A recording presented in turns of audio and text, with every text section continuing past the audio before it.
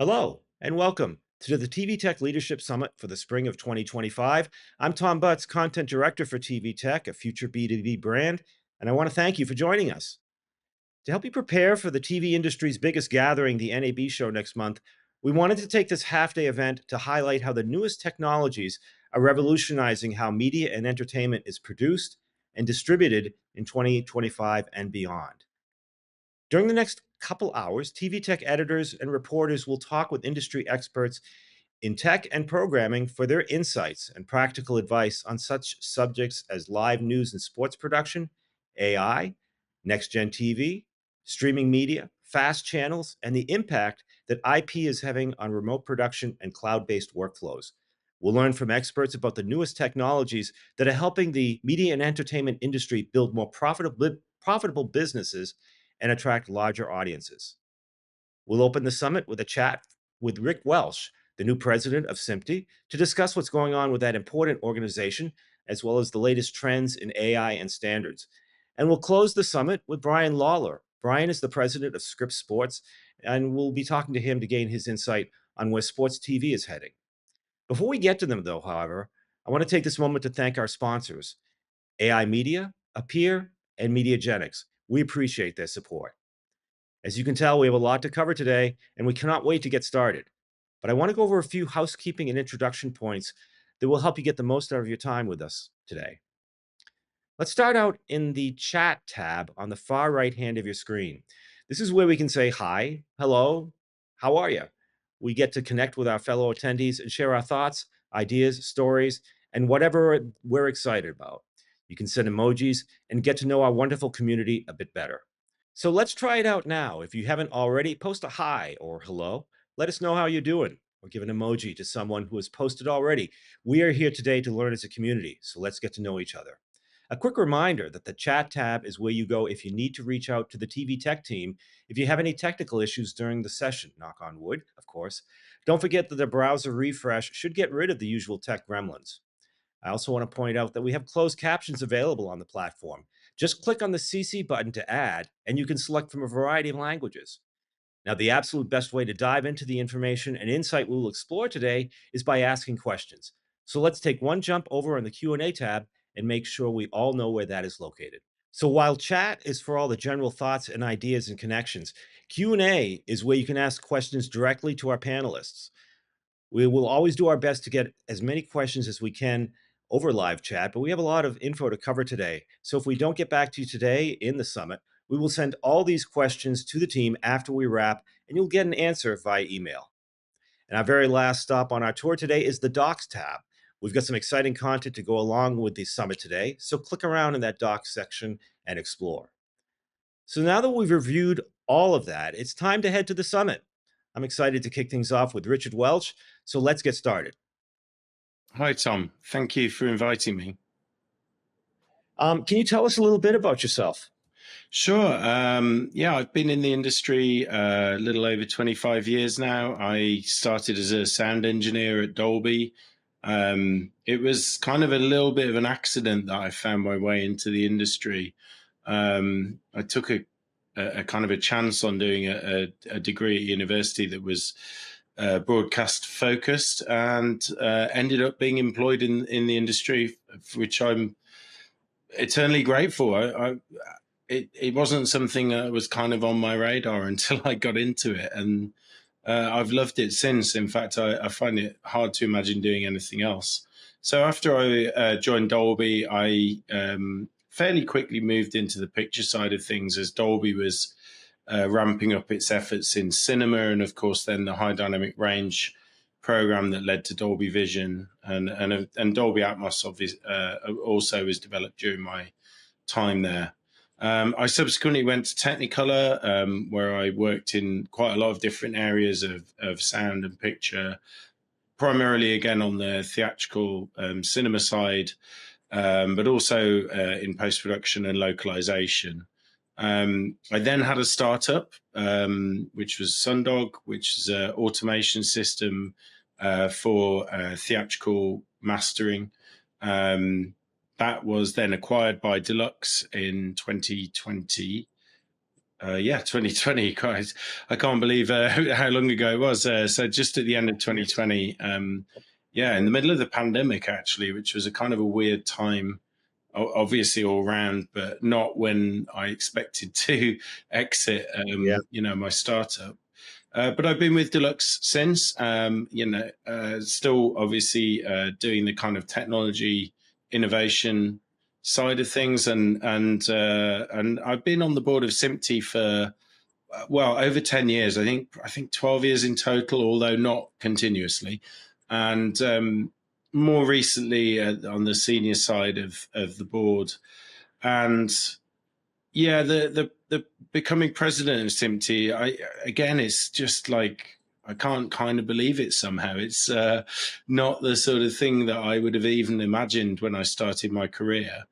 But I've learned a lot about the industry and the mechanics, and actually, I think what drives me now to do this, be in this role, is to help bring new talent in and develop that understanding of the different areas of the industry that people can be in, and also to help nurture the talent that is going to invent the new technologies that we will be using in the future. And so, yeah, it's been an interesting journey for me, fairly winding path, but and none of it planned.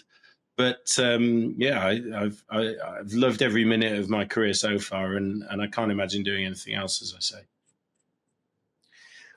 What do you also have? These are some big, changes that, for SIMPTE. We have a new president. You also have a new executive director, Sally D'Amato. Yeah, Sally is exceptional. We have worked together for a long time. She's been there at SIMPTE a lot longer than I've been on the board, and in fact, probably longer than I've been a member of SIMPTE. She has, yeah, really grown up with the organisation over the last couple of decades, and I was delighted that we chose her to be our new executive director recently. We work together really well, and I think actually one of the things that's so good about having her in that role and myself as president is that we really believe in the same things in terms of the future of SIMPTE and how we should get there. So yeah, we have a great working relationship, and I have to say, I don't know anyone who has such deep and wide knowledge of SIMPTE, and not just the mechanics of it and how it works, but a lot of the history. And she's able to, help guide us as a board to make sure that we're really understanding, the history of what we're doing, as well as trying to plan for the future. When you mentioned, by the way, we actually should mention it's the Society for Motion Picture and Television Engineers. It is SIMPTE. Although, and I on that point, actually, it's a funny thing because the acronym is used a lot, and sometimes people don't know what it is. But I actually think we're somewhat broader than that these days. And we've debated whether we should change the name. It has changed in the past as well, actually. It was originally the Society of Motion Picture Engineers because there was no television when it started in 1916. So it was only in the late 20s, I think, they added the extra T. So yeah, but it means so much more than just motion picture and television these days. Well, you're right, Rich, and I think the interesting thing is people in the industry. You mentioned SIMPTE to people in the industry. Oh, that's the standards organization. They're the guys that take years to put together, approve new standards, and all this. Do you think that's a warranted impression, a reputation that it's just a standards organization? Well, it is a core part of SIMPTE, and it's why we started. So, for those who don't know, Charles Francis Jenkins, who started SIMPTE, originally standardized 35mm film. So he was the person who went and looked at all the different, formats out there and came up with the initial standard of, 35mm being the gauge, 24 frames a second, 4 perforations. And this led to the standardization of projection, which obviously then meant films could be played the world over. I mean, it's incredible to think back in 1916, we started a worldwide standard for media delivery. something that we still work on today. And I think this speaks to why standards are so important. If you think about just watching video you can watch the same video on your TV, on your laptop, on your mobile and a tablet. And, these things aren't possible without standards. So it's really important still that we have standards organizations like SMPTE. I completely take on board the kind of the thought that the standards take many years to create. And honestly, a while ago that was true. It's difficult to shake off that reputation once you've got it. We are much more nimble now. We can produce standards more quickly, and we have to. I think what we recognize now is that standards are not one giant monolithic thing for any particular application. They have to be much more modular, and we have to be more flexible in the way in which we're able to update them and swap parts out. So if you look at the modern suites of standards coming out of SMPTE, that is the case. They're developed more quickly, and they are much more flexible to change with the rapidly changing technology environment that we're in today. So yeah, a properly well-written standard is not instant. You can't do it in a day or a week or probably even a month, but you can certainly do it in less than a year. So it doesn't take years to write new standards anymore, but the process never ends. Once we have written a standard, there's a continuous life cycle for that, which includes, updating it and making sure it's fit for purpose going forward. Can you tell us some of the more interesting or the standards that SMPTE is working on right now that you think will have the biggest impact moving forward? Well, we're still working quite heavily on a video over IP. Obviously, that's a huge transition for the industry, for the broadcast industry. And as we move to more cloud-based environments, that's just going to become more and more important. Other parts of the industry, like film and TV production, so non-real-time, non-live, have been using cloud for quite some time. So, there are sort of almost like these splits of environments that we're like some parts of the industry are very familiar with and other parts are not so much. So, or there's certainly technical barriers. So another suite of standards that we have are the IMF standard for interoperable master format, which is used extensively for masters, effectively mezzanine masters. And we've recently kind of bridged between that and digital cinema and introduced the PDCDM standard. And that one is an interesting one. It's going to be, it's very niche, but it's one that's close to my heart because it's basically taking the kind of IMF thinking around JPEG encoding at a high quality level. So actually lossless JPEG. For a master that is now then half the size, and also using high throughput JPEG 2000, which means it can be encoded and decoded very quickly. And this is really useful in the film production chain to get the digital intermediate, the DI, over to the mastering houses that are going to make the original and then all the different foreign language versions and so on of a movie. And that one is just coming I think we're still in draft and we're going to release that, publish it fully in the very near future, but it's already being used. And that's one of the interesting things as well. You don't have to wait for a standard to be finished for the practical use cases to be in kind of out there in the real world. And often standards follow practice, common practice. So it's not the case that without the standard, you're sort of stuck and can't do anything. What standards really do is allow people to invest in either developing products or tools or new workflows that are built around those standards without the fear that somehow that's going to change radically, as soon as you've implemented it, and then all the cost of that implementation has been lost. So PDCM is a really good example.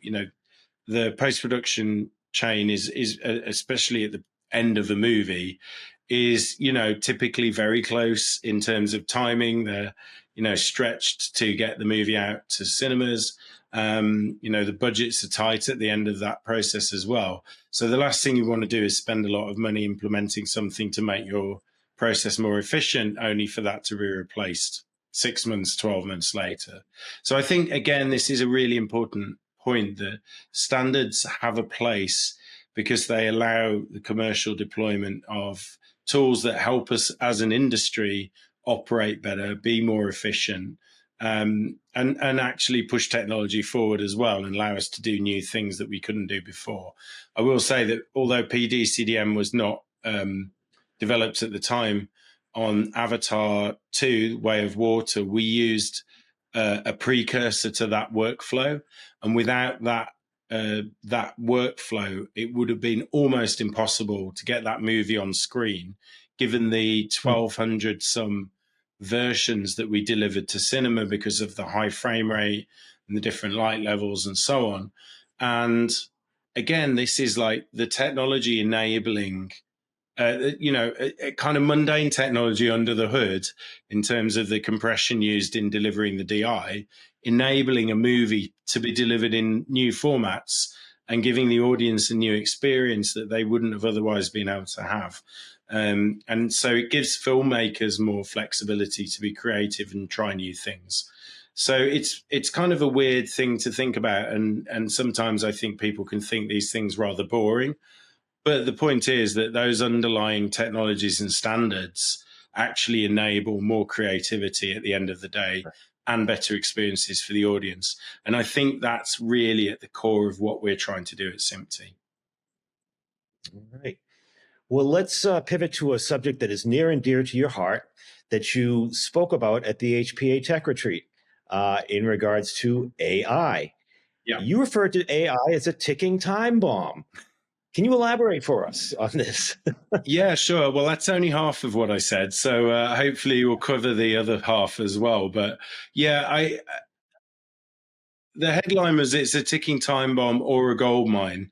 I think it's both, actually. It is a huge opportunity. It's an opportunity for new revenues and more efficiency and a new creative palette, actually. So on the opportunity side, I actually see this as the bigger story here. But we should be mindful that we're in a bit of an ethical and legal minefield right now with AI. And I think we need, as an industry, we need to kind of get to grips with not only quite rapidly changing legislation, and I can give a couple of examples of that, but also like the question of what's ethical. And I don't just mean replacing jobs, because I think that's what people run to straight away when you talk about AI is, does it threaten my job? I really don't see that as a long-term problem in the way that any other technology has not really destroyed jobs. Certainly some processes have been automated, let's say, but typically new jobs appear as a result of automation of other processes.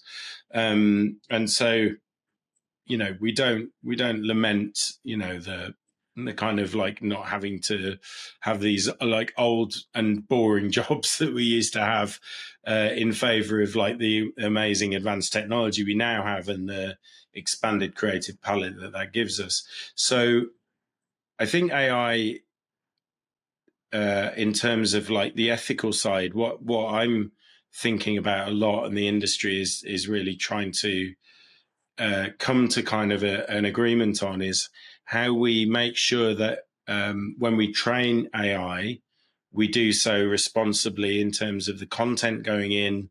Is it properly licensed? Is it available with the blessing of the creator of that content?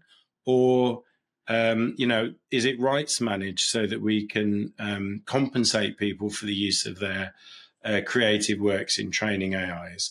I think that's really important. And obviously for the studios, that's a really big kind of, it's a challenge on one hand, because, there's a lot of information out there on the internet It's very hard to really stop anyone from accessing that and building models with it. But a responsible, ethically sourced data set for your model is becoming more and more important. And it's even becoming a selling point for a lot of these AI providers. The legislative part of that is probably more challenging, but it's in flux. So again, it's difficult to know where we should go. But again, I feel like it's pointing towards probably a change in the way copyright is handled to, again, allow rights to be tracked all the way through both the training of models and then the inference, the output of models, so that you can see, for instance, if the output of a model used a certain components of a data set. So you could even say that, yes, this copyright material was used in this particular output of the model. Now that then leads to a potential compensation methodology where people get paid when the output of a model uses their creative work as part of the development of that output. So obviously the commercial structures around that super complicated. We have to come to agreements on those things, but the law could get ahead. In California, there's draft legislation now that requires AI companies to provide information about, if you're a copyright holder and you request of a generative AI company, was my material used in the training of your Gen AI? They have to respond according to this draft legislation, and quick, in a couple of weeks. Otherwise, they're open to fines. Now, the fines, yeah, okay, that's one thing. But the question really is, what's if they respond and say, yes, it's in there, what next? Do they, if you didn't know, have they done something wrong? Well, we don't have law to say that right now. And actually, just to put that in context, the UK government just closed a survey on that very subject last week. And on the table in that survey were all options from AI companies. We should strengthen copyright law to prevent AI companies from just helping themselves, all the way through to there should be a free-for-all and copyright doesn't count when it comes to training generative AI. So I'd be really interested to see what the results of that survey are. But obviously, depending which side of the fence you're on, commercially, it's a fairly obvious choice. If you're a copyright holder, you want more strength and more opportunity to protect your work. If you're an AI company, realistically, if the brakes are off and you could use anything you want without fear of, any kind of like legal repercussions, that's clearly a commercial advantage. So it's a really interesting time, and that's why. And it was a deliberately provocative title, The Ticking Time Bomb. But that's, the challenge that we're in right now is that we don't know where that legislation will go. But we can certainly think about what's ethical and what's right for the creative community and what makes commercial sense for the AI companies. We don't want to put anyone out of business by going, oh, you must pay this or whatever. But we have to think about these things. And just be fair and equitable to everybody in the chain. All right. Well, we have just about, we're coming near to the end of our keynote this morning, this afternoon, or wherever you may be. Let's talk a little bit about the people, Simti. We've talked about the technology. We've talked about the standards. Can you tell us a bit about how the LA fires have impacted the Hollywood community? Well, obviously, that was a terrible disaster. It was headline news here, even over here in the UK. It was at the top of the news cycle for a few days while it was at its peak. And I don't really know anyone in our community who doesn't know someone who lost a home or was displaced as a result. In fact, we had a SMPTE staff member who tragically lost her home in the fires. SMPTE is working together with other organizations like HPA to basically put as much help as we can together for the community. in support of them.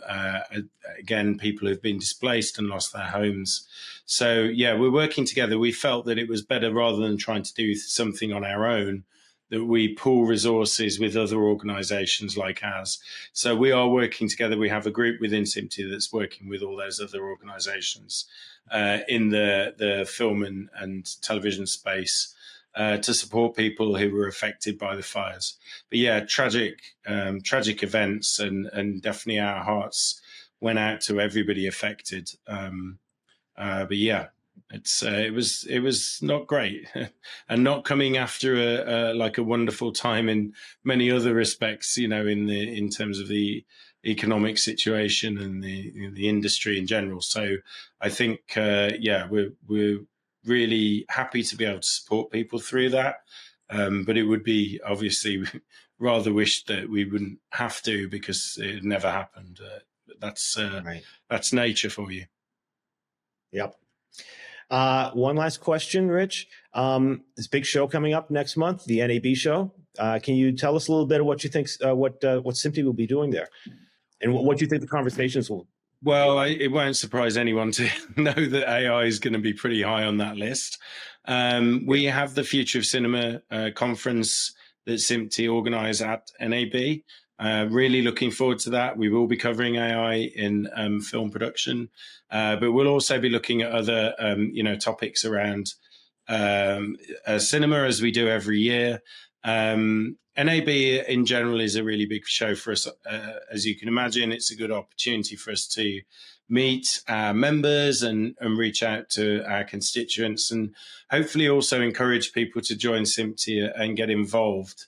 What I'm looking forward to at the show is trying to encourage younger members of our community to get involved in SMPTE, because that's the lifeblood of any organisation like ours. So this is a great opportunity to show who we are, the work we do.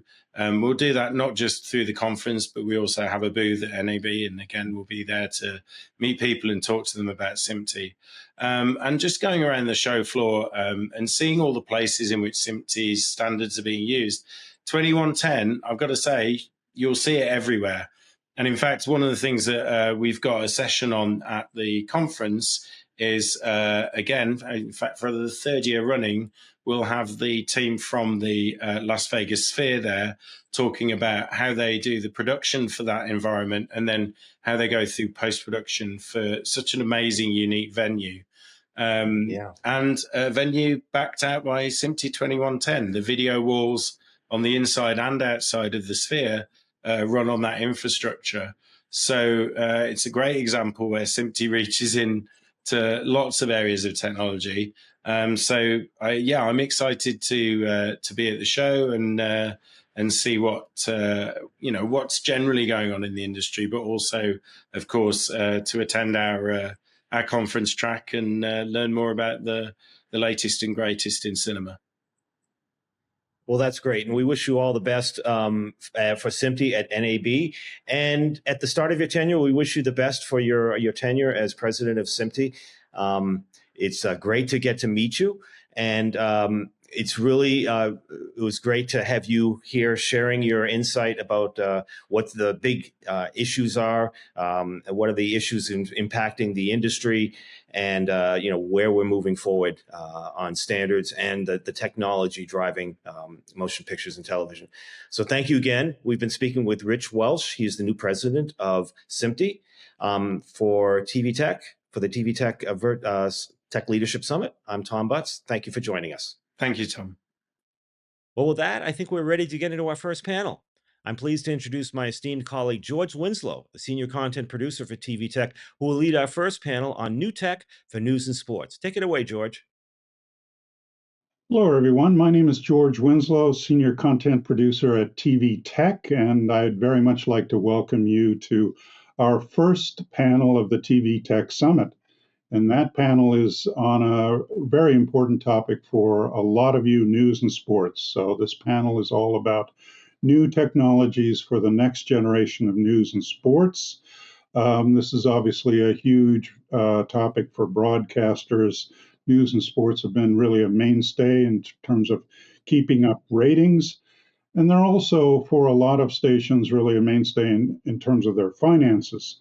Now, what ties them together is we're really talking about live production here, and live production poses a lot of challenges.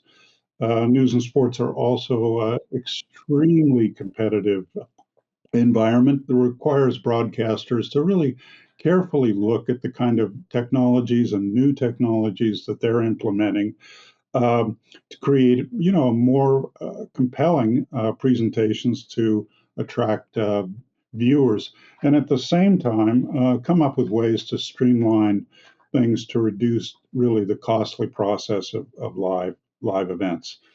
So this is a huge topic. We're not going to get to everything today, but we're very fortunate to have three great panelists to guide us through it. In the interest of time, I'm just going to mention quickly everybody's name and title. You have full bios on the event website. So we have Scott Warren, President and General Manager, CBS Bay Area. We have Tim Hinson, Vice President of Technology, ABC 13 KTRK at the ABC-owned television stations.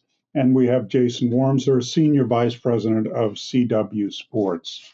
Now, to get started, I'm just going to throw everybody a very general question to kind of set the stage and also give everybody a little bit of a chance to talk about themselves and tell you a little bit about what they do. So, Scott, I'll start off with you. You've been involved in a very interesting project to develop and deploy virtual sets and virtual reality technologies, first at your stations and then around the whole station group. So, talk a little bit in general about what you do and some very general things about that project, and then we'll dig down into some of the details later on. Thank you. I'm the general manager of KPIX in San Francisco, and we have a great staff of innovative, imaginative people, and everybody's goal is to look at what's next.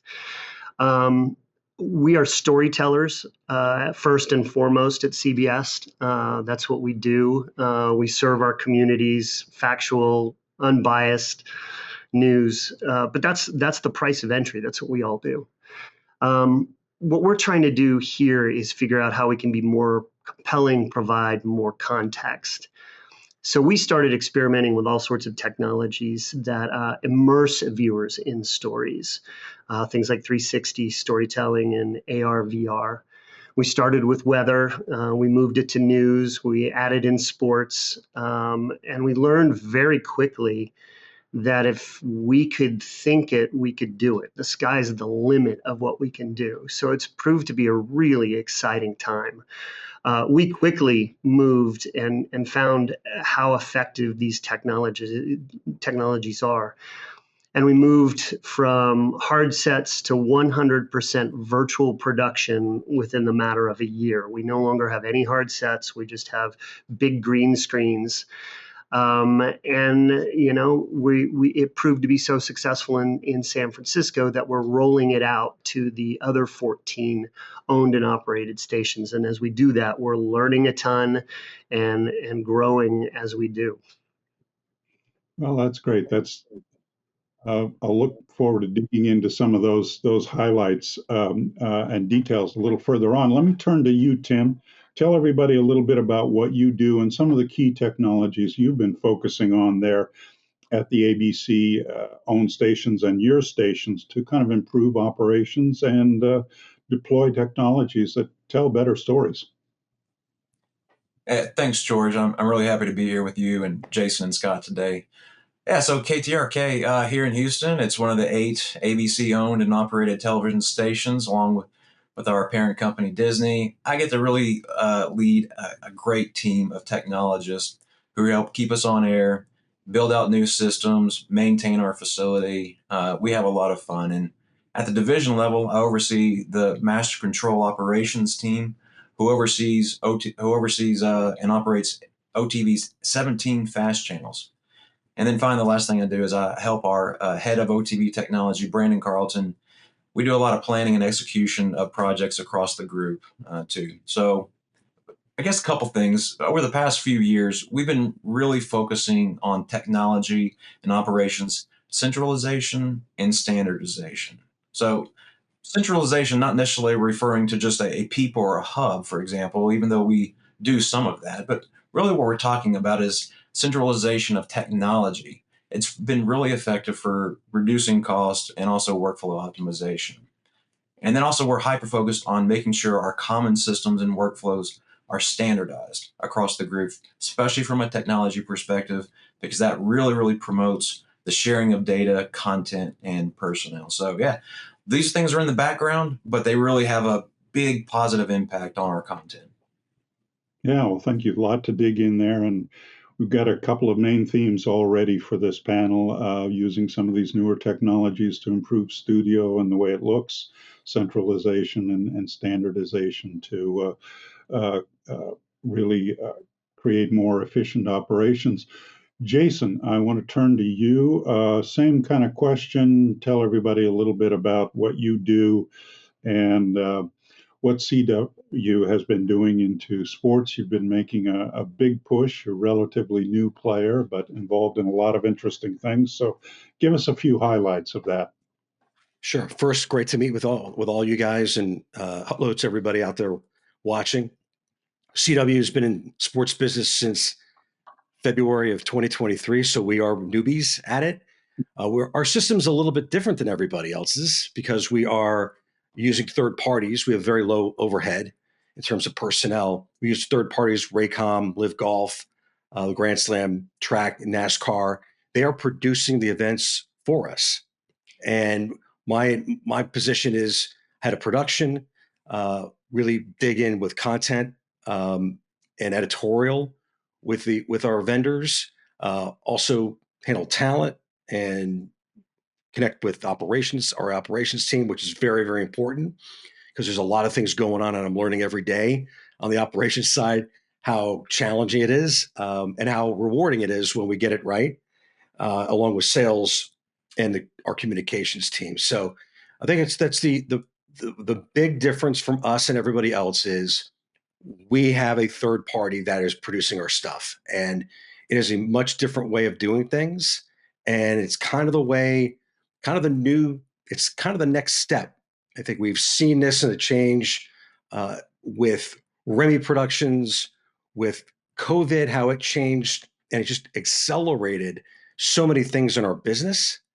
And this is kind of the next step, kind of this new way of doing it. We'll explain more as we go on.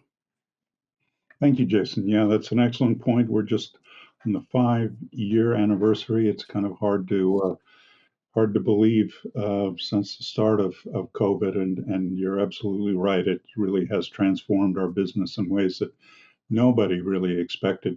A lot of the technologies were there, but kind of pushed everybody off the cliff and forced them to see if they could actually fly with this stuff. I'd like to turn here to start with, in terms of more detail, just kind of dig into a little bit in the area of sets, studio production, and newsrooms. And I'll start with you, Scott. You gave us a little bit of some of the highlights of that virtual set effort that you were talking about. Just dig into that a little more. Tell us a little bit about some of the external vendors that and technologies that you used. And you did a lot of this in-house too, which is pretty interesting. So, Yeah, we were, first of all, blessed to have a management structure at CBS that allowed us to do this, because what we dove into it was largely unknown. How to do virtual production at the local level, it's tricky, and we weren't sure what we were going to encounter when we went in. But the management team at CBS allowed us to experiment and go in. We started with weather, and we wanted to make an immersive experience because weather is, more than two-dimensional. It's more than a person in front of a map. It's cloud stacks, it's elevation, it's wind, it's rain, it's precipitation, and So we felt like we could tell the weather story in a better way in an immersive environment. And that's where this all started. We knew we needed some help. We have some great people and great thinkers in the building and great technology and engineers, but we needed some help outside as well. So we turned to zero density. We did a lot of research. We looked at platforms, and we looked at tracking systems, and we looked at graphics, and we looked at weather data. We went and really poked around a lot on all the different vendors and systems. And we came down to zero density. They have an incredible keying system, but their platform sits right on top of Unreal and makes it work really nicely and seamlessly. The thing about working with ZD, though, is we challenged them as well as ourselves that we couldn't add bodies to this. This wasn't something that we could add a team and do more, add more people to create the same product. We really had to do it with the existing team, and that was a challenge. We also needed a good tracking system to have our team, our presenters walk around in this space and interact with the graphics in real time. And so we went with Stipe. We needed a team that could help us visualize all of this. We have some fantastic in-house graphic designers and thinkers. But we also wanted to get a different perspective. So we went with a company called Myreese out of Norway. They're primarily gaming developers, but they do a whole lot. And because they're from Norway and think a little bit differently, they gave us a different point of view on what things could and should look like. And it's been a fantastic working relationship. They're also technical geniuses, so that helped as well. And then we were looking for weather, and we've talked to everybody and working with everybody, but Baron has been incredibly helpful in helping us visualize 2D elements in 3D space. They've opened up all of their APIs to us and actually done a lot of development work on their own in this space to help us out. So the partners we have been unbelievable, but the challenge is all of them on their own are experts in their fields. We had to do something different and bring all of this in-house and have it hook up into an automated control room with just one director. And how does one person drive all of this? Well, that's where the secret sauce comes in, and our coders inside and our engineers have worked feverishly to pull all the pieces and parts and actually get inside all of the third-party vendors' engines and reconfigure things to make it work. That was one of the big things that we needed to do at the beginning of this. It had to be efficient, and it's turned out that it's become TV in a box. We've created a system that does work with just one director driving the whole thing and one jib operator, and that's it. There's no other people involved with it once it's set up. So it's pretty cool, and that in-house expertise. We've got a guy named Elliot Curtis who's brilliant, just thinks differently as well, and has pulled all this together. And another guy, Chad Simpson, who is able to take this and visualize it on the sets and make it work for newscasts. So the secret sauce is pulling all of those vendors together and making it work in a way that a local station can do this incredibly efficiently. Yeah, it's pretty remarkable. And then you've taken it on to the other stations, which kind of illustrates how transferable this is. And I want to go back a little later on and talk a little bit more about some of the training and what you had to do, because it really highlights the importance of people. And for those of you who haven't seen any of it, I'd urge you to go to their website and take a look at some of that, what they've been able to do on. We don't know the budget, but it's not the kind of huge network broadcast budgets where the CNN and the others used to spend millions of dollars for this kind of stuff. Jason, I'd like to turn with you. You're in the early stages of also looking at some virtual sets for your NASCAR. Talk a little bit about that project, your partner there, and what you hope to achieve in those early areas. Sure. We got with NASCAR. They have a brand new fantastic production building in Concord that just opened up a year ago. And they have 3 stages. We're using their largest stage, Studio 43, for the great Richard Petty. And within it, we were making designs internally of what it should look like. My feel was like, we should have it to be like an old school, comfortable garage feel. But the hard set part was kind of we went back and forth. It was like, hey, we use this space for not just you guys, but for other things. So they have invested in a 57-foot LED wall. And it's 350 plus row panels, 20 plus million pixels in it. We're using AR camera tracking technology we're using the ARRI Alex 35 studio camera system. And there's 22 ARRI sky panels as well. And within that, we're using Disguise's Unreal video system to create kind of this hyper real environment using image-based lighting. And it's really amazing. We're using the Famous Group as well as the designers. Of course, they've done things for teams and leagues and networks. You've seen their stuff in the Super Bowl and Final Four and all the major sporting events. We've come up with this internal idea where it's functional, and you can use sales elements in it. There's production elements. There's 2 video walls within the set that you could put in live video or pre-produced video. We are testing out as we speak. We're hoping to have it ready for our race in Miami, Homestead, Miami, in a couple of weeks. And we really think this is kind of the next stage, the next step of these virtual systems, these virtual stages. The only hard things in the set are the chairs. And we were like discussing what are the chairs going to look like? And it's like, it's flexible where we can stand or sit, and we can adjust it weekly. If there's a new sponsor that comes in, we could put their logo in a specific area or areas. Is there product placement? There's a possibility of putting product placement within this system. So that is a really exciting new venture.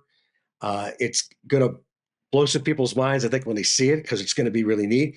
And it's really a baseline. Like, we're going to start with it and see how it goes and how we can get it better every week and move the technology forward as the season goes on. We've got 33 races, so we jump in there. It'll be race 6.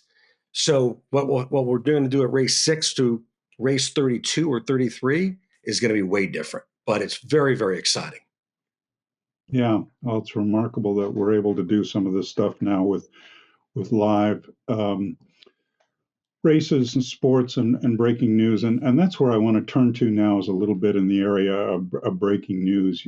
Tim, you had a station out in LA that did some really remarkable coverage during the LA wildfires. There was, and it really highlighted, the importance of broadcasters. Nielsen, I think, did a study that there was something like 1 billion minutes of information viewed from local broadcasters in one of the early days during the wildfires. Tim, I'd like to hear a little bit from you about some of the newer technologies that helped you do that coverage, perhaps drones, and how you perhaps shared some of that content, which was really a national story.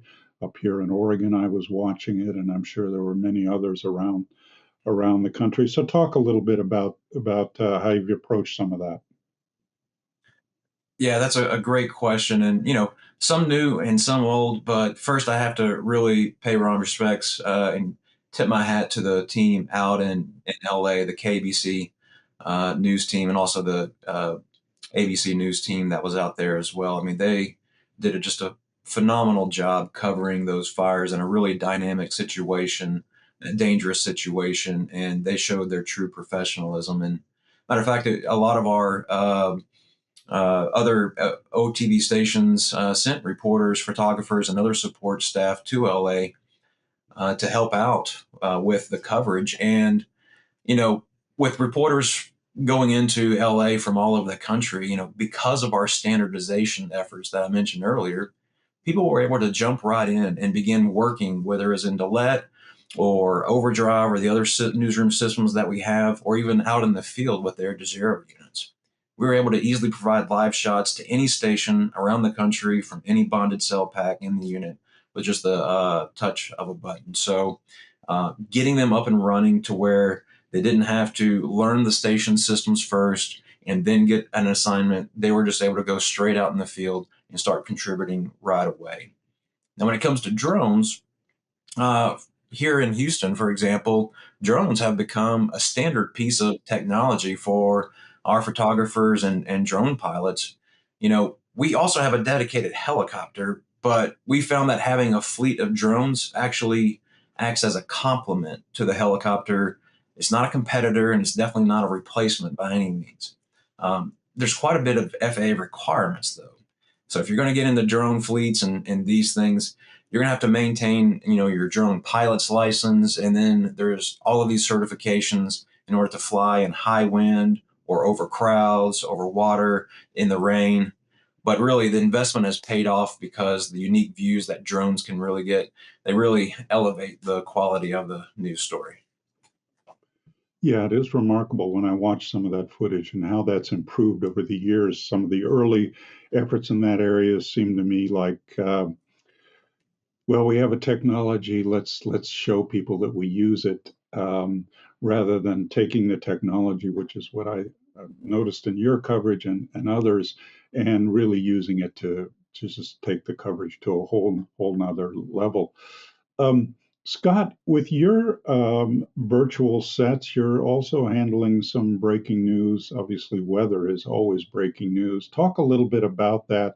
Are there some challenges to be able to do that, to really enhance those graphics, and how have you approached that? Yeah, the magic of the weather system is that everything is in real time and real time data. So that was the big challenge at the very beginning of building this, was how do we bring all that weather data from the National Weather Service and other partners into our system at every single elevation in the atmosphere, every different kind of condition, pressure, wind, precipitation, temperature, all the things that factor into what makes weather. How do we bring that digital information in real time and create the visual representations of what that is doing? And that was the bulk of our initial research and development. What we came up with is a system that does exactly that. It builds graphics in real time. We have a camera that points out into the San Francisco Bay, and you'll see clouds moving across in real time in the camera in the background. But across our floor, you'll see clouds floating across a topographical map of the Bay Area. And those clouds that are floating across this topograph are the exact same clouds that you're looking out the window seeing. So it works beautifully. We're able to use all of this in real time for watches and warnings. Any kind of system front that's moving through in real time, updated within seconds. So all of those things work very well. It also works well for fires. We're able to watch fires and fire lines develop as you go across these virtual maps. And earthquakes, which is something that we have to deal with out here in San Francisco. We're able to locate and show the magnitude as it ripples out across an area. And all of this is driven by the meteorologists in real time who have an iPad. And unlike some systems where you put together a rundown, this puts together a rundown as well, but it also allows them to go in and individualize and go into a certain town and pull up just that temperature as they're going through their weathercast, or they can look at a certain area and show how much precipitation has fallen in that area. They can ad lib through this and pull data out at any moment and drive this. So it's worked really well for breaking situations. We're able to pull up data instantly that's relative to whatever that situation. So when the atmospheric rivers are rolling through and the flooding is happening, we're able to go right to those areas that are getting the most water coming down and filling up within rivers and streams and streets. It's pretty powerful. Yeah, I would assume also with, as you mentioned, with the wildfires, to be able to watch and show where those fire lines are is pretty really life-saving technology. Let's turn a little bit here because we have a lot of ground and we're down to our last 15 minutes. Um, let's talk a little bit about, Josh, you were talking about REMI and remote production. Um, some of your partners, Pac-12 Enterprises, for example, have been very aggressive in that area. Um, obviously, remote production isn't new. It's been around for decades now, but it's really become a more standard part of life. Talk a little bit about where you see some of those technologies today. Obviously, they can do a lot, but where do you hope maybe they'll be able to do a little bit more in the future? Well, in our situation, we had Pac-12 Enterprises produce the majority of the football games that we had. We had 11 games with them. 9 were done REMI. They had the infrastructure because they made these investments with the Pac-12 schools. So Oregon State and Washington State have all the technology based into the system in their stadiums, in their basketball arenas, etc. And those extra cameras come straight back into the Pac-12 Enterprise studios, and they cut the game there.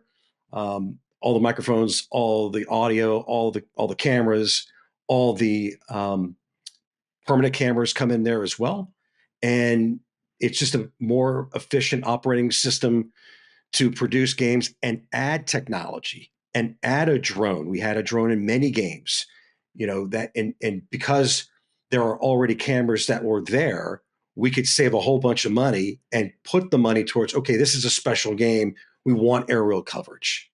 For NASCAR, it is the same thing. So NASCAR with their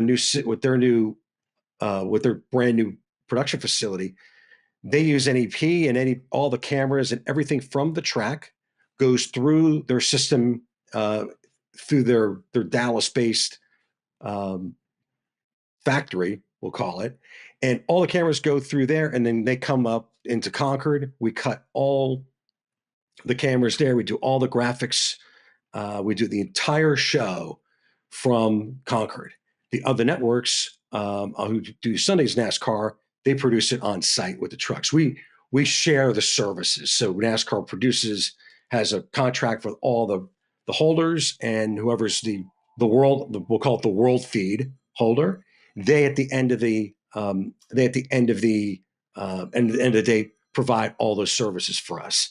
So what I think it does is the technology is so good now that you can't tell. You really can't tell the difference of being there, and it saves a lot of money. It's taxing on budgets, travel budgets, just human capital too. We've got a crew that's lives in Charlotte. They get up and they sleep in their own bed. They don't have to get on a plane. And that really helps too. But the most important part is we still have people on the ground, right? So you have your talent on the ground, calling the action, there to report and do the editorial. But it just saves so much. And it also gives you flexibility in the future of trying new things, trying different ideas, spending more time on pre-produced or post-produced elements.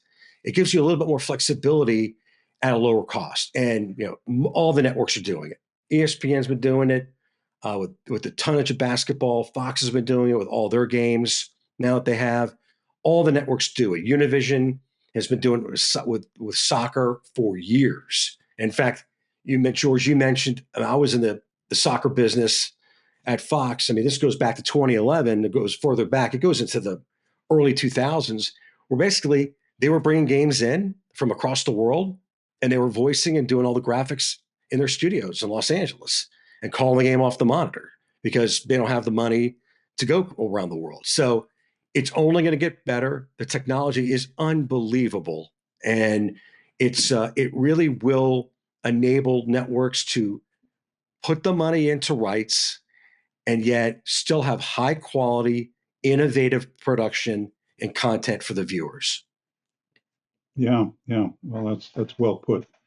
And obviously, it's interesting to see it make its way into the higher profile sports.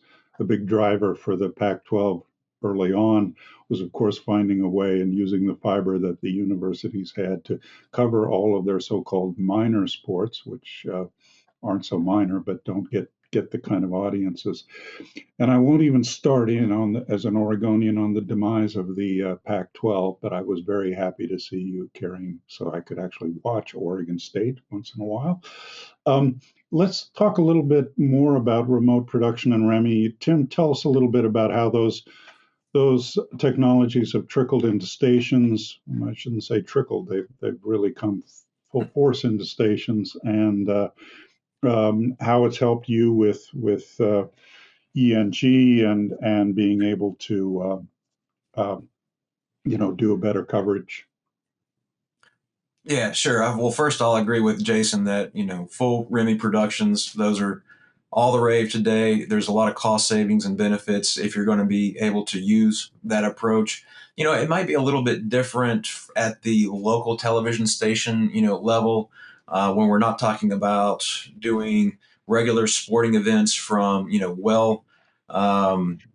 built out facilities such as an arena or a stadium.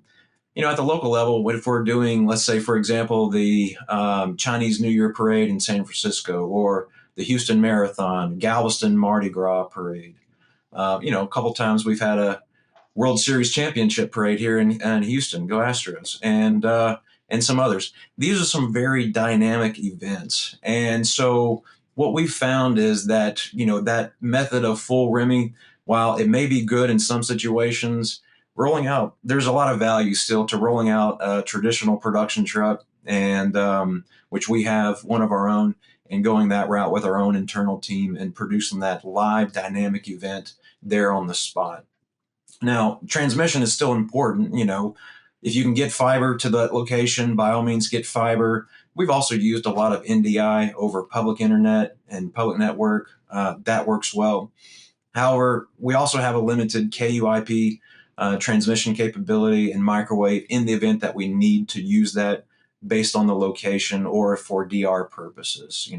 Some of our stations are even using Starlink, not exclusively, but in a limited fashion for remote transmission. Hate to say it, traditional satellite, that's on the decline. I think everybody knows that that's not going to be a big secret. There's just a lot more cost-effective ways to get your signal back to the station. But, when it comes to NAB, what we're looking for, we love whatever we can do wireless. Any way that you can get away from those tethers to the truck, whether it's audio or video or any other type of element, we're going to be looking at those things such as ICANN or high vision systems. Those are just a few of the many that are out there. Yeah, yeah. Let's talk a little bit in the limited time we have left on we're not only delivering all this content to broadcast, but to multiple platforms in many ways.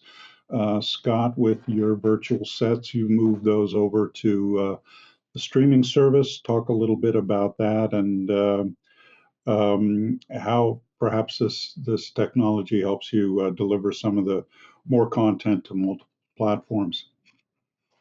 Yeah, we have a stream, CBS does, a national stream called CBS News 24/7. It's kind of our version of a 24-hour cable news network. But we wanted to do it a little differently for the stream. And so we tapped into some of this AR, VR technology. We built a virtual set, but the centerpiece of that set was a virtual wall of monitors that featured the feeds coming in from all of our bureaus around the world, DC, New York, Hong Kong, London, all of our 14 stations and any other feeds that were coming in. We really wanted to tap into the power of our news gathering abilities globally. So while we're on this show and while we're on set, you're seeing these live feeds come in behind the presenter, the host, the anchor, and they are looking at these feeds in real time. And as something happens, They're able to go to it instantly with the push of a button, bring it up, talk about, hey, what's going on, and kind of discover the breaking news as it's happening along with the viewers. It's kind of like the NFL's red zone, if you would, for breaking news. And it works beautifully. We've had to use a lot of the same technologies that Tim is talking about, with live view coming in from all over the world, and bring them all in and set them up in such a way. But this virtual technology allows us to lay all of this out in such a cool way and be able to pull these things up instantly. We also have maps on the floor and locators that go to where the news is happening, and video boxes that pop up that take you street level to where the news is breaking. So it's not just taking an arbitrary picture off of a monitor wall. It's actually pinpointing where this is happening and bringing that video up from that location. So it's providing a lot of context and a lot of relatability. You know what's happening and where it's happening, and you know that it's happening in absolute real time. It's as fast as you can get breaking news onto the TV screen, and it's all done through this virtual technology. Yeah, well, that's an amazing, interesting aspect of it, is changing the way you report the news. Quickly, Tim, you talked a little bit earlier about some of your efforts to streamline productions. If you can, in just a couple of minutes, because we've only got about 4 minutes left for the panel here, highlight a few things that you've been doing there beyond and including the centralization and standardization you were talking about earlier. Well, yeah, I mean, first, it takes a lot because, our station does 74 hours of live news, every week. We got to have systems that are much more efficient. That's 13 hours of live news every single weekday, 9 hours on the weekend, whether it's not, some of it's linear, some of it's streaming only, but, we got to find a way to make it easier. We got to find a way to do things with fewer resources, more news with either the same resources or even fewer resources. One of the things that we've done in our newsroom for one of our streaming only newscasts, which is every day from 8 a.m. to 11 a.m. Central Time, is that we have a heavily modified Ross graphite system that we use in our newsroom, where we've made it so that our anchors could even do a one-person show using touch panel switchers at the desk. So very, very efficient. It's not quite as polished as our linear product, but also it's not the same audience, and it's also not the same distribution method. It's not linear either. So it's a little more casual news, but that does allow us to get more live news out over our stream. That's one of the big things that we do. And, also whenever it comes to cloud technology, it's important for us to be using as much of that as possible when it makes sense. And what we found is that it doesn't always make sense whenever you're retrieving a ton of content from the cloud. We were kind of surprised with our historical archives that just how much our editors pull back. And so, as you know, it's cheap to store, expensive to pull back. So in order for us to reduce costs in terms of cloud, we definitely embrace a hybrid approach, and keeping some on-prem and some up in the cloud as well. But, that's great for us, but also but also in terms of DR scenarios as well. Whether it's a single-use event or whether it's a disaster recovery type situation, using the cloud allows us to scale up quickly on an as-needed basis without having to make that huge capital investment up front for the gear that mostly would just be sitting there on the majority of the time. Yeah, well, thank you, Tim. We are nearly up to our allotted time. So I wanted to thank all of you. There's a lot more here that I would have liked to have covered in terms of training and so forth. But I would urge all of you to go to some of the websites from each of these panelists, and you'll see some very interesting things. And on that note, I will wrap things up and let everybody will be airing the next session shortly. Thank you. Wow. Thank you, George, for leading that great panel. I wish we could keep going, but we got to keep moving this summit forward. Hopefully we can pick this discussion up again soon. I'd just like to remind you again to visit the Docs tab now if you haven't already done so. So now I'd like to introduce one of our sponsors, AI Media. And with us right now is Matt Mello. Matt is the Vice President of Sales of Americas for AI Media. Hello, Matt. Hi, Tom. Thanks for having me on here. Appreciate it. Thank you for joining us. So today we're going to be talking about a new product that you're rolling out called Lexi Voice. Can you tell us a little bit about what it is? So, Lexi Voice is our introduction into the AI-powered live voice translation world, and how we're integrating that is into our captioning solution. So, many of you may be familiar with AI Media's closed caption encoders, and as well as our Lexi automatic captioning solution. So, we're basically integrating this into our existing workflows for customers that are already doing captioning and possibly translation. You can now add live voice translation into that same workflow. So we're pretty excited about this. So tell us what inspired the development of Lexi Voice, and why is it such a game changer for broadcasters and content creators? Well, we've been asked by many of our broadcasting partners and enterprise customers for a solution of doing a live translated voice into the workflows before. So it's been there for a long time, and only now is the technology really solid enough to be ready for broadcast production and use. It's been one of those things that we've been wanting to do for a long time. But now that we have the ability to do it, we've actually integrated it into the workflow that customers are using for live captioning. And that's a huge part for us too, is that you don't have to go external to go to a third-party vendor. You don't have to go external. You can kind of keep it all in the same world of production that you're already doing. You're probably using iCap in some way, shape, or form. You can now just plug this tool in and automatically have live voice translations into any number of languages that you want to do. So what inspired us to get here is that we have customers that are looking to reach new audiences in different parts of the world. And even in their own local areas, they're trying to get into, like, let's say the common one is English into Spanish. So we have customers that have a large Hispanic audience, and they want to be able to provide to that audience as well. You can simply use Lexi Voice to be able to translate from English into Spanish for your newscasts or sports broadcasts. And by doing that, you're opening up your audience tremendously. So that's local, but it's also completely international as well. You can now take your translated captions and go into Europe. You can say go into APAC and Asia. So it's very exciting for being able to actually take your same content that you're already producing and very simply broadcast that out to a much larger audience.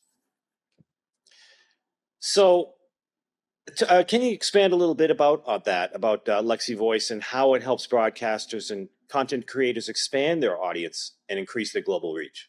Sure. So, I mean, if you were to try and do a live translation of existing content now, it'd be extremely expensive. You'd be doing it with human translators, and then someone actually reading out a script of the translated content, which is absolutely not scalable, and it's going to be extremely expensive to do. So, for many productions, they're just not doing it right now. It's just not possible. So, with Lexi Voice, you can now actually do that with your existing content. You can take that and you can just say, I want to add captions, I want to add translated captions, but I also want to add translated voice with just a few clicks of a button on the website. So it's really easy to do. And I think that's the main draw here, is that there's really nothing else that you have to add outside of just clicking a few buttons to get live translations, live translated voice, that is. What that means is that you can also open up ad sales is a big thing that people are looking forward to, and regionalizing content.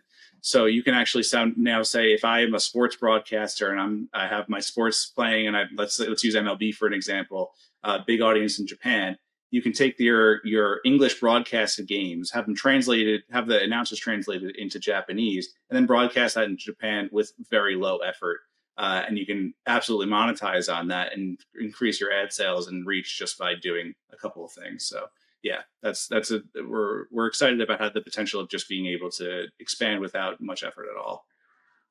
Can you elaborate a little bit more on the problems that Lexi Voice solves for broadcasters that traditional translation solutions couldn't?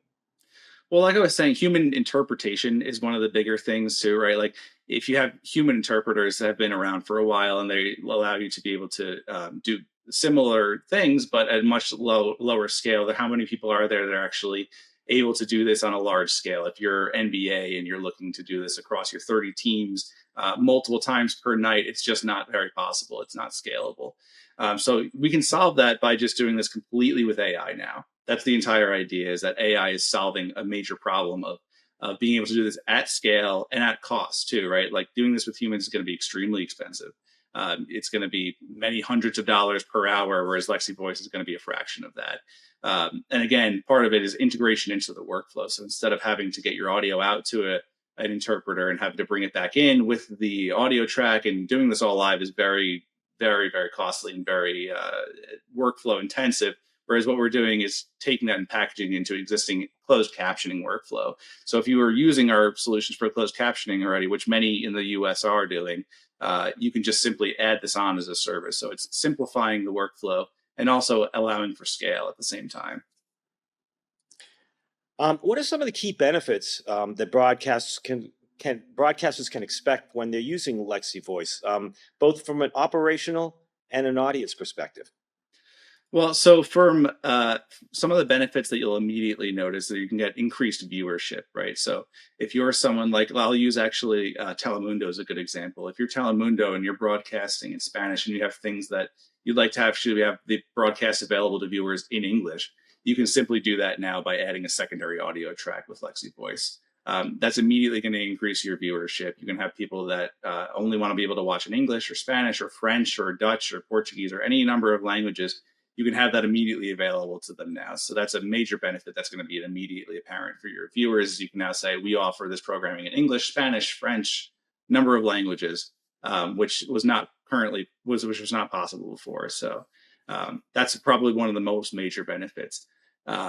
Second benefit would be a higher engagement. So you actually can have more people accessing and touching your content, which is going to increase your potential ad revenue. So if you have more eyeballs on your content, the more you can charge for your advertising on that platform. So that's a huge benefit, as well as being able to say, I've now doubled or tripled my viewership just by simply adding additional languages of voice to the program. That's huge for some broadcasters, right? That's the number one goal, is everyone's making money. If you're able to actually provide the content to more people, you can then make more money off of the content, which is very, very powerful thing to have. And you can also provide potential syndication for additional markets as well. Just another reminder that content is still king. That's for sure. Content is king. Yeah.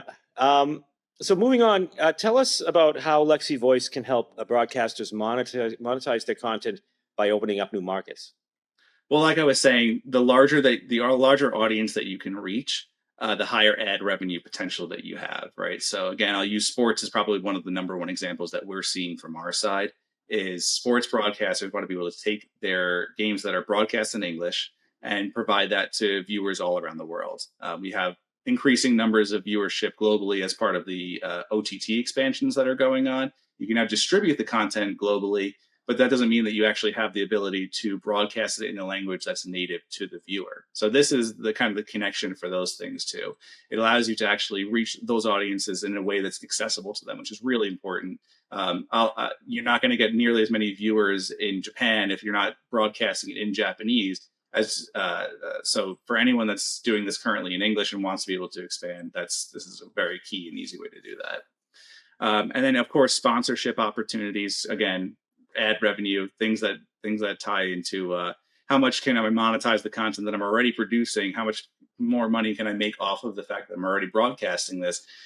This is the way to do that, right? So you can sponsor the fact that you have viewers audio in different languages and saying, Spanish capture or Spanish audio is provided by X, right? And it's an easy way to tack into something that you're already doing to provide to new audiences, but then you can say, I want to be able to monetize off of that fact too. And then of course, licensing deals too. So if you wanted to be able to license content in different parts of the world that you weren't able to previously, Lexi Voice is a very simple way to do that. All right, let's spend a few minutes talking about workflows. That's a very important aspect for introducing any new product into a workflow. So how easy is it for broadcasters to integrate Lexi Voice into their existing workflows? Yeah, that's kind of one of the key drivers for us, really, is how simple this is to tack into something that people are already doing. So as many people know, AI Media acquired EEG Enterprises in 2021. EEG was a major player in closed caption encoding and automatic speech to text technology with Lexi. So many of the broadcasters in the US are very familiar with that EEG centric workflow using EEG encoders on premise, tying into iCap to connect to their captioners or Lexi, and then bringing those captions down and sending them out. It's kind of standardized workflow at this point. What Lexi Voice offers is the ability to add those live audio translations into the same workflow that they're already doing. So again, I think I had some number like 98% of U.S. broadcasters have some sort of EEG equipment in their facility already. That is a huge statistic that says 98% of U.S. broadcasters can add live translations into their existing workflows. So that's massive for us. And it's massive for anyone looking to monetize their content, bring it out to different boundaries, right? So you already have the infrastructure in place. There's very little that you need to do to be able to add on to that. It makes it very easy to do this. So we have many customers that are switching from traditional human captioning to Lexi already because of the benefits that are happening from the AI captioning standpoint. Translation ties in very easily to that. So now what we're seeing is that there's also, as people are automating more and more of their workflow for captioning, live translation is a natural successor to that, right? Or a natural add-on to that. So many people are excited about the potential of just saying, I want to click a button and have English, Spanish, French, Portuguese, all available to my viewers in both the caption text and also in the audio. So to be able to do that is extremely powerful. And to be able to do that without adding any new infrastructure is just that much better. So that's it's very easy to kind of tie this into something that you might already be doing for closed captioning workflows, which I think is what sets us apart a little bit, puts us ahead in the game. All right. How do you see Lexi Voice shaping the future of multilingual broadcasting? Well, I would say multilingual broadcasting before had a very limited market, right? It doesn't have the same level of mandate that, say, live closed captioning in the same program language would. So not many people are doing it because of some of the reasons that we've been talking about, right? It doesn't have the technical capabilities is there, but it's not really required. It's very, very expensive to do that with traditional human workflows, and it's not scalable at all. So as we're kind of seeing people get into multilingual broadcasting by doing, you could do it right now with Lexi and Lexi Translate, which are two of our products that are for captioning. As people are tacking into that, completely AI based, they can now add synthetic voice as part of that product too. So again, it wasn't really a thing before so much as it was as it's going to be moving forward, because it's just so much easier to do now. It really was very difficult to make a multilingual broadcast possible at scale before. Maybe you would do it for, your top tier premium events of the year, the Oscars, the Grammys, whatever you wanted to have higher viewership for. But for most of the programming, it just wasn't really feasible. So that's, I think, the biggest thing is that now it's completely doable at a very low cost and highly scalable. All right, we've got about a minute to wrap this up. Matt, can you tell us where you can see Lexi Voice in action? Yeah, so we're going to be at NAB this year, and we're very excited to have this be kind of our launch year for Lexi Voice. We had a POC available last year for those customers that were very interested. This year, we have the full production model ready. We'll have it ready to demo, so you can come by and actually see a live translation demo. Someone talks into a mic. You'll be able to listen to the live translation in whatever language you prefer, whatever works for your content. And we're excited to this be our kind of like the year that we're launching Lexi Voice. So NAB is the place to be this year. All right. Well, we'll definitely check that out. Well, we have been talking with Matt Mello. Matt is the Vice President of Sales for Americas for AI Media. We've been talking about their new product, Lexi Voice, which you'll be able to see at the NAB show in Las Vegas next month. So I'm going to hand it back to George for our session 2, panel number 2. And again, thank you for joining us, Matt. Yeah, thank you, Tom. Wow, the summit is going by so quickly, and we've had so much great information and insight that's been shared. So we don't want to keep you waiting any longer. Let's rejoin George in our next panel on automation, cloud, and everybody's favorite topic at the moment, artificial intelligence. Hello, everyone. My name is George Winslow, Senior Content Producer at TV Tech, and I would like to welcome you to the second panel of the TV Tech Summit, and that is the next wave of automation using the cloud, AI, IP, infrastructures, and other newer technologies to streamline operations. Obviously, getting the most bang for the buck and streamlining operations is an ongoing and huge topic in our industry. There's been an awful lot that's been automated over the years, um, but there's still a lot of pain points and a lot of other things that are causing people a lot of issues. The newest thing on the block for in that direction is obviously AI, which we're going to spend a fair amount of time on today, but there's a lot of other ground there to cover. So this is obviously a huge topic, and we're not going to get to everything, but we're very lucky to have three great panelists that have very different perspectives on this that I think can help guide us through us. We only have 40 minutes, so I am just going to give everybody's names and titles, and you can look at their full bios online. They'll also have a chance a little later on to talk a little more in detail about what they do. So with us today, we have Eric Carson, Managing Director of the Americas for Mediagenics. We have Claire Ferguson, Vice President and Assistant General Counsel at Gray Media. We have Debashish Mishra, Senior Technology Advisor at the Public Media Venture Group. So just to kind of set the stage and look at some of the big themes of the panel, I'm going to give everybody a very general question to start off with, and I'm going to start with you, Claire. You come from a legal background rather than a tech background, which many of us have, but you've been involved in a very interesting project at Gray that goes right a lot to the heart of a lot of the tech discussions we're going to be having, not only in this panel, but in a lot of the other conversations during the summit, and that is AI.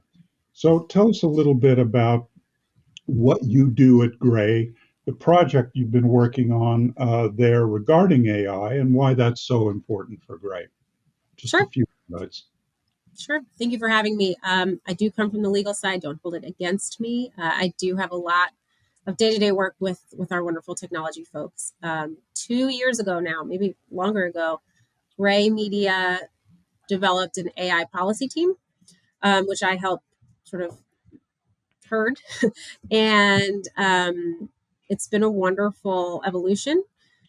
Since then, we have created a parallel track with something called the Innovation Lab, right? So everything we're talking about today, I do on a day-to-day, but it's great looking at these issues first from the AI policy perspective of, safety and security and data, and then from the Innovation Lab perspective, streamlining operations and perhaps better stated, optimizing operations using technology that has not been available to us. So it's been a fun time. Well, I'm looking forward to digging down into some of those details. I think a lot of the policy issues, AI is obviously not a new subject. There were conferences being held on AI back in the 1950s when I was born, but it's a relatively new thing in our industry and a lot of policy issues to kind of sort out, which I think is always important with technology. Now, Eric, you bring up also a very important perspective here. You're out in the market with solutions that use AI and machine learning and other technologies to streamline operations. Tell everybody a little bit about what you do, the company, Mediagenics, and what you see as some of the biggest pain points in impacting media companies that you're trying to address. And again, just the highlights. We'll get into a lot of details later on. Sure. Yeah, thanks, George.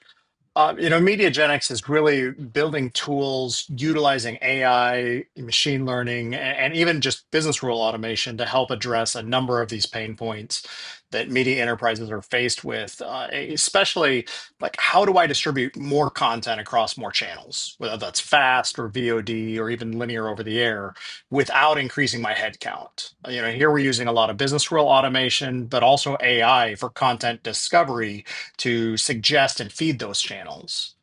We're also looking at how media enterprises are constantly faced with this need to stabilize a revenue stream that used to be there in a very regular swing from home video and that release windowing. And it's become this pain point around now that everything is a direct to consumer platform. How do I stabilize and increase user engagement on those platforms? So I reduce churn and I increase my retention.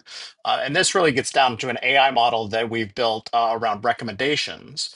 And probably the last pain point we're involved in is how do I increase the awareness of what content I have as a media enterprise that remains unexploited or underexploited from a rights perspective so I can maximize the return on the production and acquisition budgets that I've made. So, Yeah, well, those are all very interesting points that we're going to want to talk a lot more about. Debashish, you also come from a very interesting background that gives us perspective also of stations, but in particular, public media. And you currently are working with a lot of public stations at the Public Media Venture Group, which is has a very interesting operation, I think. So, similar question. Tell everybody a little bit about yourself.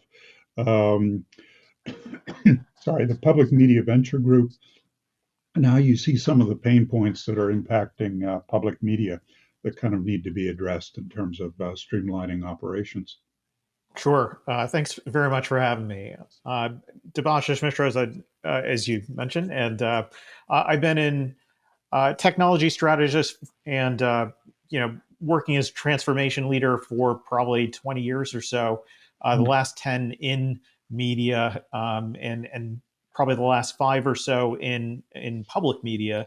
I was the CTO of the station in New York City, and Public Media Ventures Group is really a consortium of public media stations around the country looking at shared technology opportunities because public media, very similar to other commercial broadcasters, has seen the shift of audience go from linear to digital. But I think probably a little bit differently because the business wasn't necessarily completely dependent on the broadcast audience, or didn't have the same kind of direct tie that commercial broadcast does. I think a lot of the public media industry has been caught a little bit flat-footed. They had a little bit of a longer tail in terms of that broadcast audience, but now as that shift away from broadcast is happening to digital platforms, what we're finding in the public media sector is that the investments that are necessary, whether we're talking about the kinds of investments in technology, the kinds of investments in people, the kinds of investments in automation haven't been made. And that's unfortunate because, that revenue crush is starting to happen much faster, especially because, that broadcast audience is declining at a faster rate than we're picking up digital audience. And so I think it's an interesting time to be in public media because I think the challenge is significant, but there are significant opportunities for technology and automation to play in terms of driving efficiency of the operation. Yeah, well, that's well put, and I've always noticed over the years that says, well, public media has always been had its funding challenges. Really, an awful lot of innovation there, and a lot of very innovative people, and we'll look forward to digging into a little bit on some of the technologies that you're sharing to develop that. Maybe we could move. We've talked a little in very general terms, move to a few more specific things. Eric, you talked about some of the pain points. Can you talk about a specific example or some specific examples of some of those issues and how some of your solutions are helping people address some of those problems? yeah, sure. I think one of the more interesting ones that comes up and definitely impactful today is this ramp in driving new fast channel, whether it's creation or distribution or both. And we have a number of customers, including the global scheduling teams at the 2 largest studios across the world. And they use our scheduling artist feature, and that helps them reduce the channel creation time by about 80% versus manual processing. So it's a substantial reduction in both headcount that has to be available as we ramp up channels, but also in how that process operates, whether we're dealing with ad insertion and secondary events so that I get a professional channel layout in about 1/5 of that time. But also how I curate that content. One of the features we're rolling out right now, and we'll be showing at NAB, is a way to automatically curate that content using AI to fill those automated channel rules. So you get content topics and moods that locate the right content to use, and you exponentially increase your channel output with very, very little additional cost. Yeah, it gives people a real easy starting point for putting together what is a very complicated thing. Yeah, that's very interesting. Debashish, similar sort of question at public media. I'd like to hear, if you can, some specific examples of some of the work, or perhaps some of the next promising areas that you think are ripe for automation that the Public Media Venture Group has been working on. Sure. So I think, similar to many companies, where I think the industry as a whole is looking at how are we looking at that direct to consumer experience. I think, the unique structure of the PBS world is that, we're all members of PBS. So it's not a traditional kind of network affiliate model. And I think there's been just, as a result, the stations rely a lot on PBS for certain kinds of services. But I think as we start to figure out what is the differentiation strategy for stations, that differentiation in a world where you're competing digitally with the Amazons and the Netflixes of the world for audience attention is really starting to focus stations on local content. And that means also more localization of the experience for consumers. And I think PBS has struggled with being able to deliver a digital platform experience that stations can really localize. So there's a lot of discussion about how can stations take that digital experience directly into their own hands. And so with that, local content also then becomes, the opportunity to, how do we automate our content production processes or post-production processes, because we've got to make that process a little bit more efficient, but also because, like every other media company, we've got to put out more content on more platforms with more frequency. We really need to automate that to be able to streamline that as efficiently as possible. So that's a lot of the work that we're looking at. Certainly when I was, on staff, but certainly from a PMVG perspective as well. Yeah, those are both great points. This localization is really not easy to do, but really crucial. It's one of my favorite things here in Oregon is the Oregon Field Guide, which really has kind of big network kind of quality on a budget that I can't imagine how small it is. Another great, I think, kind of case study to get us going into this has been, at Gray Media, and all the station groups obviously have been dealing with AI. Gray was an early one, though, to set up a kind of a way to look at the policy. So tell us a little bit more about that, Claire. Yeah, How that came about in 2023, I think, and some of the, where you are with that now. Yeah, we were very sensitive to our employees' questions and needs. And more than 2 years ago, we were starting to get some early adopters wanting some more guidance. Super grateful for those folks, because what was born of that was an interdisciplinary committee of folks, some general managers, some folks from marketing, sales, certainly technology, legal, all disciplines, to address these questions. And 2.5 years ago, there weren't a lot of answers. And I'm not suggesting there are more now, but we developed an early policy and an early statement that sits at the bottom of every single Gray Media website that says, if you want to learn more about how we're using artificial intelligence, click here. It clicks into our sort of manifesto that has forever said all Gray originated news content is to be created by humans. And we are going to prioritize our viewers, our employees, and our communities over the benefits of AI.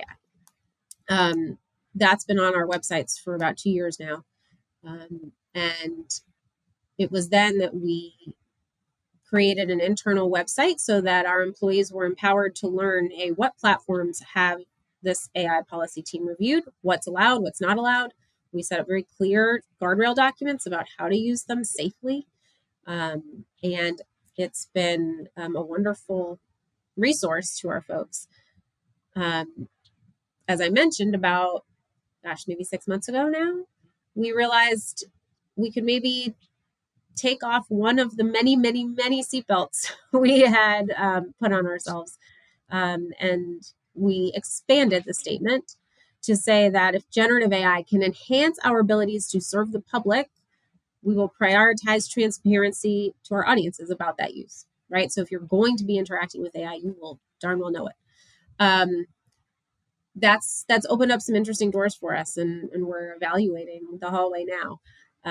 But it's been certainly an iterative process, and it's involved a lot of people.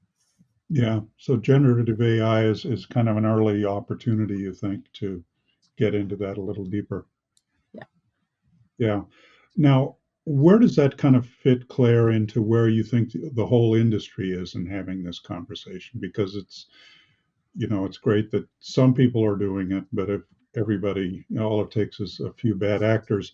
And there are some serious fears out there, as well as some opportunities, and the fears can get overhyped and the opportunities can be overhyped as well.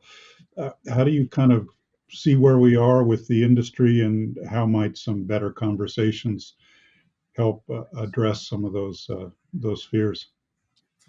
Yeah, I mean, I think the fears are real in some respects, right? From a news perspective only, and we are all bigger than just a news organization, but certainly Gray is a news organization at its core.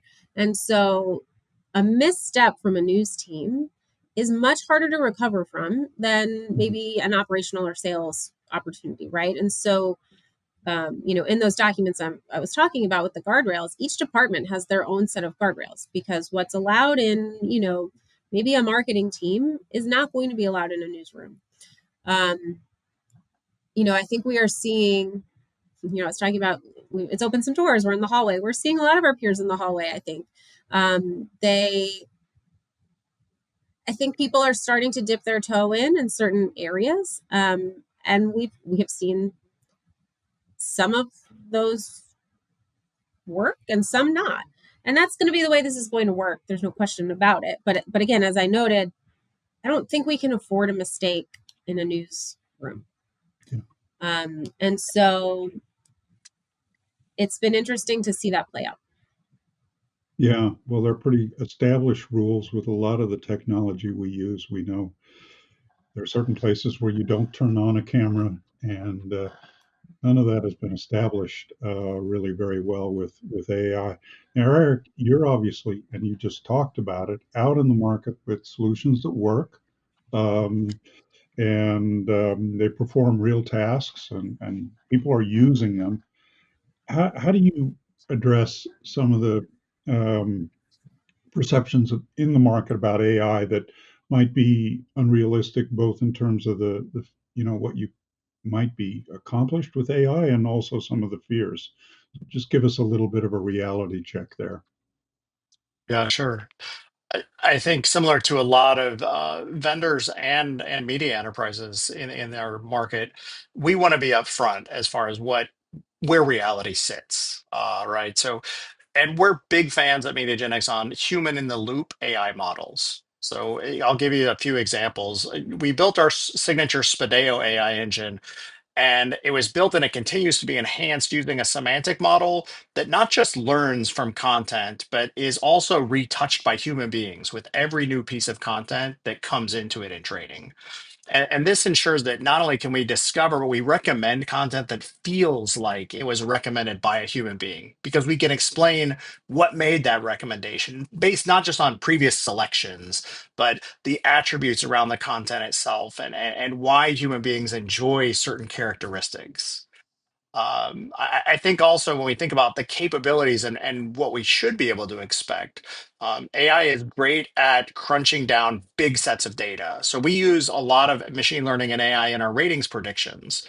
So, for example, we've got 30 years of programming schedules that we know have worked and what the ratings have sat on. And that's across a global customer base. And now we can use that to understand the patterns that affected that, like weather and school schedules and holidays and major sports events, about 15 other inputs. And now we can help create ratings forecasts that are about 75% faster than doing it manually. And they're about 25% more accurate. And it's getting better every quarter as we continue to train that model. I think about looking forward, though, and some of the more interesting things we're doing forward looking is looking for room to grow in how we extract and normalize metadata from a lot of various sources that come into the enterprise, like emails and contracts and CSVs that feed that database tables. And we're really looking forward to help automate a lot more of that type of work in the future. So I would say stay tuned on that front. Yeah, so a lot of business processes are pretty ripe for this kind of automation. Absolutely. Yeah. Debashish, where does public media sit with this? Where have they been looking at it? Where do they think some opportunities are? How might that fit in with some of what you were talking earlier about the need to get up, more content onto streaming and other digital platforms? Yeah, I think it's very similar to a lot of organizations. There's been a lot of concern about it, right? Especially the generative side. So PBS has some strict rules in terms of generative AI content that's put in front of consumers. Typically that's a no-no. And I think many organizations have kind of said, okay, we're not comfortable yet, especially given that the legal frameworks for these things haven't really been sussed out yet, that they're not willing to take that risk in terms of something that's consumer facing or audience facing or donor facing. But I think, especially as we talk about things that are not generative, so for example, as Eric mentioned, metadata extraction, right? Like especially when it comes to video content, and I can say this, having worked for one of the larger stations, you know, it's a really strapped production staff, so nobody's got time to write down great descriptions, metadata description of our video assets, and as a result, in our MAMs, people can't find any content unless they shot it. And so I think there's enormous opportunity, and I think a number of stations have been looking at it, is using AI to generate transcripts, right? So doing speech to text, using it for object detection and entity extraction. Like all of that is fantastic because it really runs down your costs in terms of being able to find a video or B-roll footage that you need, just so that you're not shooting it over and over again, right? So I think that's one of the areas that I think is really promising that a number of folks are looking at. That'd probably be the one that's right in front of stations today in terms of something they're looking at. So, Eric, a little bit, what do you, in terms of, what are some highlights of what you think companies need to do to become more data driven, and at the same time more automated and connected in their operations? Ooh, George, that's a loaded question. I mean, there's a lot of data out there, but I think where MediaGenX is focused around data-driven media supply is how we bring content titles and that metadata and rights together, where we create operative schedules and work orders that drive that supply chain. There's a lot of opportunities there, and specifically, I think around answering the age-old question of what do I have? So, Devashish also mentioned the same issue that many people have. Not just what do I have, but is what I have available to use in this context, across this channel, at this date, in this geography? And it's really a complex question. So we talk about being data driven. We talk about merging and making available different data sources. And this is where AI can help is merging different data types so that not only when we get what do I have, okay, I'm going to look in the MAM, I'm going to look across versions, I'm going to find a specific title. do I have the context to use this? Now I have to extract data from my write systems or my available contracts and my avails, right? And what's still available to use, right? Now I got to pull back consumption information to know, do I have anything left that I can exploit? And it's, while it seems difficult and it's breaking down silos, it absolutely is possible when you take a larger view and you implement a model that's designed to specifically answer those type of questions. Yeah, that's very important. Obviously, data and metadata are pretty central to where everybody is going in this industry towards digital media. We're even going into a broadcast standard that finally will be IP based, so it'll be um, all compatible with digital media. But Claire, what do you think that sort of means in terms of AI and potentially deploying AI solutions? How do you think about data and use of data, creation of metadata? Obviously, privacy is part of that, as you're putting together these AI policies. Yeah, I mean, I think the AI policy committee started almost as a data security committee, right? Mm, Huge implications with what you are turning over to an LLM, um, how you are doing it, and is it sandboxed appropriately? Is it what comes from permissions? Um, how have you told your folks? Have you appropriately trained them to make sure they understand those risks? And so, as we proliferate data, right, you've got to make sure that you're doing it safely and securely. But I mean, the upside is huge, as we've talked about. There are a lot of entirely very safe ways to use that data and massive upside. It's just yeah. got to be balanced. Well, and as everybody moves into the cloud, that also kind of opens up some areas for automation and handling data. Debashi, are there some specific technologies and tools that public uh, stations have been looking at to kind of get a better handle on their what they have and their metadata? I would say data is still a place where there's not a lot of maturity enough in the public media space. Like it's still fairly immature, and I think it just reflects again kind of the nature of that business model, especially in the broadcast world, and that transition has been slow. So I think um, a lot of stations are still learning how to think about data and how to use that effectively. That being said, I'm glad we're on this topic because this is actually what I meant to mention. I think there's a massive opportunity for AI in the data space, especially because whether you're working in public media or whether you're working in the commercial media space, the fragmentation of the data and the lack of data standards has been really problematic, especially in terms of understanding performance. I remember working for a commercial media company, and we had the hardest time trying to figure out our title data across the company.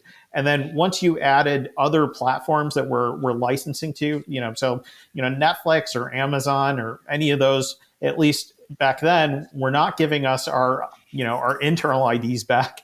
They weren't even giving us their, our industry standard IDs, right? Like IDER IDs, which meant that we've got teams that are just spending a ton of time cleaning data.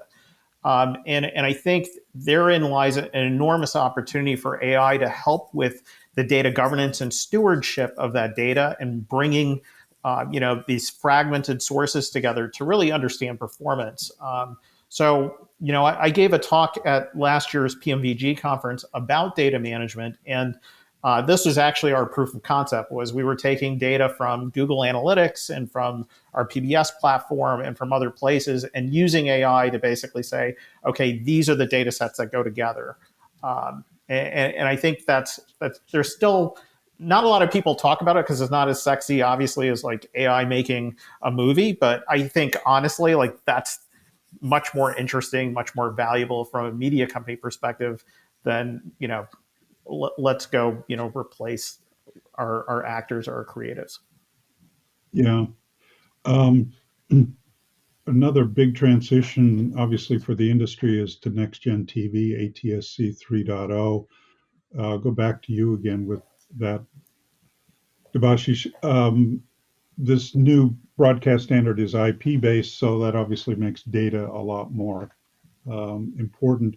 But it's also a major transition. Kind of where do you see some automation opportunities there in making that transition and allowing public media? And a lot of stations have moved into the new standard. Some haven't. It's a big transition, obviously, because it means whole new receivers, et cetera. So Yeah, I think, certainly it's got public media's attention. PMVG has kind of been a major advocate of ATSC3 in the system for many years now. And I think as a number of stations have made that transition, I think, a lot of us are wondering, what can we do with this new technology, right?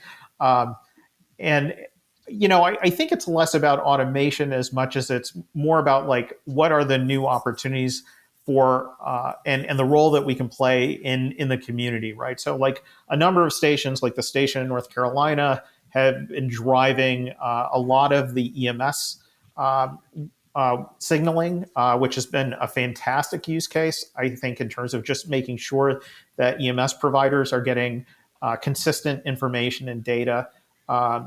And so I think that's a fantastic one. I think the other one that's really interesting is, as we see a decline in our broadcast share on the content side, what does that open up from a data casting side? And is the new use of our transmitters, assuming the FCC allows us, is that an opportunity now to use it for different use cases entirely, right? yeah, well, we have a whole separate panel on that next gen TV, and so I won't spend too much time on it. But I think it is going to push a lot of operations to think about things a little differently. Let's look forward a little bit here. We're going into NAB. I'd like to get a little bit of a sense of. I'll start with you, Eric. Where people are likely to see some new things in terms of automation compared to what they were hopefully seeing a year ago, and maybe where you see some things going further into the future through this year and into the next. Yeah. Looking at NAB, what we're hearing a lot of questions from our customers and potential customers going into the show are not just maybe what looks forward, but what is actually available, for actionable automation and the AI elements that help me increase the monetization or efficiencies in my organization now. There's so much cost pressure going on, and everybody's looking for a way that they can achieve some efficiencies without cutting heads, right? They're looking to save jobs, but bring the cost pressures that they have. And I think one good example, that we'll be highlighting is, for video service providers that need to increase that user retention and increase their available subscriber count. They're looking for how AI can help engage those users with better content recommendations. And so our Spadeo recommendation, for example, has been used at Globo in their Globo Play service for the last year. And they just finished an A/B test against a very large content recommendation engine from Google. And found that a model that was tuned specifically for media achieved a 21% higher click-through rate and 33% higher conversion to play. And so they were able to deploy technology without modifying headcount, bring actual increased monetization in their service, and literally save jobs while improving the business operations. So those are things we'll be highlighting. Yeah, that's a big deal when you're looking at a lot of audience fragmentation, which is only being made a bigger and bigger issue with all the, not just hundreds, but thousands of different FAST channels that are now out there. Yeah. Claire, how do you think the conversation at this year's NAB is going to be different from, say, perhaps last year about AI? What are some differences you're You're Yeah, I mean, I think it tracks probably with Gray Media's experience, right? I was on a panel at NAB last year that was focused on the risks and what do we do about deep fakes. And, I think this year you've got more disciplines that are better fluent in AI, and can understand, I think, as Eric was mentioning, sort of the agency that they can have pretty quickly with some of these tools. So I suspect you have a larger interest from more varied folks. And I think it's, as it was last year, the talk of the town at NAB. But we'll see. Yeah. Well, I would think training is also going to become more of an issue, and AI obviously impacts a lot of that because when you're talking about policy, it brings together a lot of different people, which are obviously part of the same organization, but at least in my experience working in media companies for decades now, journalists, sales, engineering, producers, lawyers. I can say that coming from a family of 3 lawyers. So Business sorry. strategists, they all speak kind of different languages. How do you kind of think about bringing them together and getting them to talk together? And what is kind of the role of in particular of the tech people and some of the engineers in contributing to that conversation? It's hugely important. It's hugely important. The tech folks, it's incumbent on them to no longer gatekeep their acronyms, right? Like we have to be, as everyone has to be fluent. At Gray, 2 years ago when we rolled it out, we made a mandatory training up and down the org chart, for every employee, regardless of what your title is, to understand what AI can and can't do and what Gray allows you to do and not do. But to your point, it takes a more than base level education, to understand what you're looking for, where you might find it, and how you can combat it or harness it, right? So hugely important to have those interdisciplinary discussions, and so I would ensure that your teams are talking in that language. Yeah, well, that's going to be an interesting conversation. We have just 1 minute and 30 seconds left in this panel, and I have about 3 more pages of questions, which we won't get to. But I would like to go around and ask each of you just to sum things up. You've each got about 30, 40 seconds, and I'll start with Devish. A couple of things that everybody should be thinking about in this topic, takeaways. I think certainly AI is super interesting, and I think like many technologies, there's a lot of hype initially, and then you kind of find out that it's not as good as people think it is or say it is, and so I think we're starting to see some of that maturity hit. Although obviously every 2 weeks there's somebody saying, "Here's the next monumental transformation that's going to change everything." So I think there's some exhaustion on that, but I think as people are looking for more consistent and reliable value from the technology, I think what I would say, certainly from what we've learned, is that if people stop asking AI to do a lot and instead ask it to do very little, and just be very narrow in its task, but then do 5 of them, right? So instead of asking one AI to do 5 things, have the AI, have 5 AIs do one thing and then orchestrate them together. I think that's where we're seeing better reliability, better value when you're able to think about what is the design of that process to be able to make it work that way. That's what I'd say. Certainly I'm giving a talk on agentic AI at the Public Media Conference, and so at NAB, and that's what we're going to be talking about. Yeah, well, stay tuned. I wish we had more time for that. But quickly, Claire, a couple quick takeaways that people should be thinking about in terms of the policy here. And My 2 takeaways. 1, a plug for your lawyer. Involve them. They're probably nice people. Get them involved. 2, decide what you're centering. I think that was wildly helpful for Gray Media. That was the first part of our statement. We are centering our employees and our communities and our viewers. And once you do that, the rest of it, I think, becomes easier. Yeah, that makes good sense. Last word for you, Eric. A couple of takeaways. Yeah, from this conversation, I'm so encouraged by, more and more enterprises having these policy groups built up and spreading internally the capabilities of AI and the specific business challenges for AI. I think if you come prepared for those kind of conversations of these are my challenges, your vendors are going to be ready to participate in those conversations around your challenges. And, as Devashish brought up, necessity is the mother of invention. As you're resource constrained, look for those limited use cases where you need help, and identify those specific use cases, and let's find solutions together. So Well, there you have it. I want to thank our panelists for participating in this.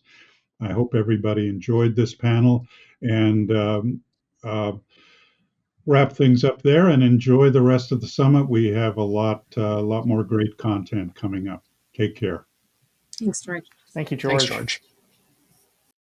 Thanks, George, for leading our first two panels. A lot of great conversations going on. We're ready to head to our last two panels, the first on what's new in next-gen TV and FAST, and our concluding panel on remote production technology. Both of these panels are being moderated by our contributing editor, Phil Kurz. Take it away, Phil. Hi, I'm Phil Kurz, contributing editor at TV Tech Magazine and tvtech.com. We're here today to discuss building audiences and generating revenue with technologies like next-gen TV, streaming, and FAST channels. Joining me today are Rob Folliard, Senior Vice President for Government Relations and Distribution at Gray Media, Mike Kralik, Senior Vice President and Chief Technology Officer at Sinclair, and Rick Ducey, Managing Director at BIA Advisory Services. Gentlemen, thanks for being here. Let's get started. Rick, we're here to talk about growing audiences with next-gen TV, streaming, and FAST channels, all with the goal of meeting viewers where they are and ultimately generating revenue. And I understand you have newly available revenue data for connected TVs and broadcast television. What do you have? Thanks, Phil. Great to be here with you, and Rob and Mike, great to be here with you guys also. Yeah, so the revenue side of things, obviously critically important, and we focus on the local ad market. And by that, we mean advertising, targeting viewers in their local markets versus, say, network television. So we've just released our forecast, our new forecast this month, and it looks like $171 billion will be spent targeting local audiences across the different local media platforms that we track. So on the left of this donut chart, 52.4% of the spending, that's digital media, including, as you can see over there in the left panel, CTV and OTT, streaming television, basically. It's a relatively small portion of the overall spend, but one of the fastest growing ones. And then we've got some other categories on the digital side. And then over on the orange side, the right side, you can see other traditional media, as we call them. Number two there, TV OTA, that's broadcast TV, over-the-air TV. So the marketplace we're talking about is $171 billion. The kind of services that we're talking about here, next-gen TV, fast channels, streaming channels, and so on, for the ad-supported part of that revenue component, this is the marketplace that we're talking about. And just to show the trend series here of how digital has evolved in terms of the share of total ad spending, this is the way it looks going back to 2019, pre-COVID. Now, in the heading, you'll see without political.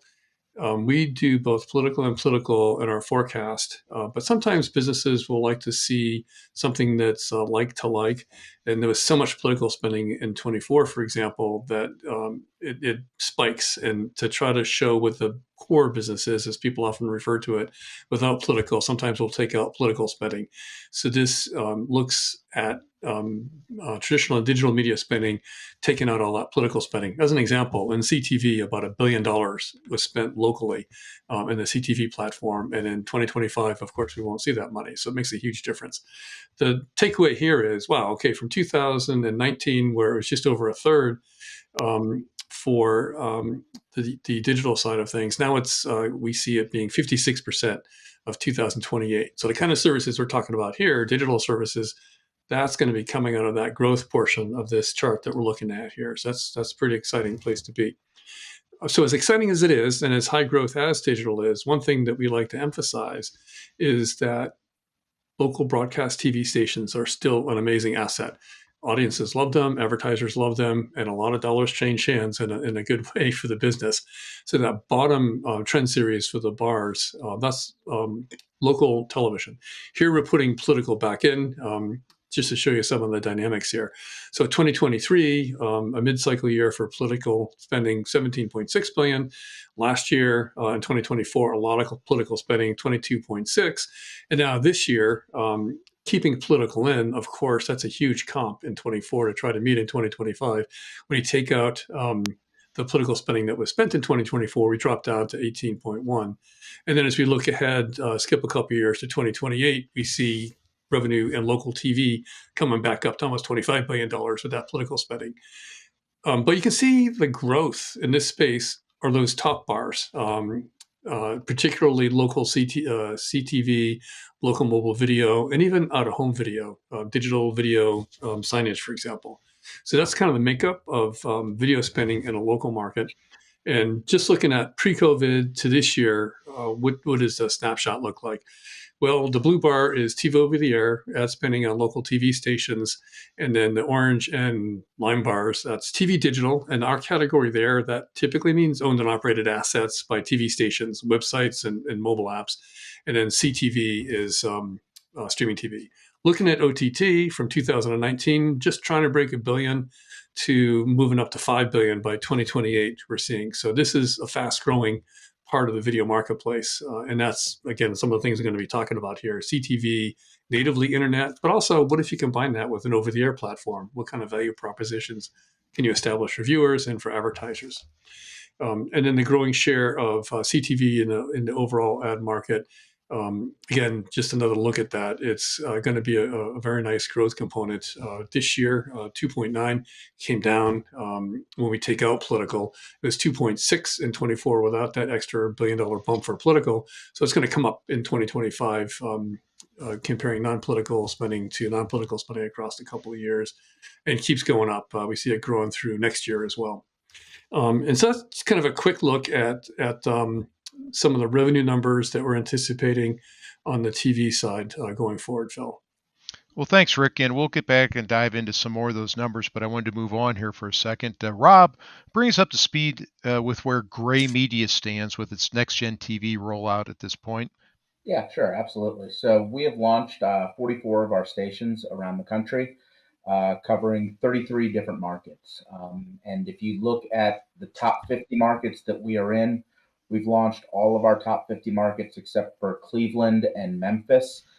There are plans to get those done too, but we are aggressively getting up as many stations, as many markets as we can, just to gather more consumer demand, get more consumer interest in the technology, and launch it, everywhere that the regulators will let us.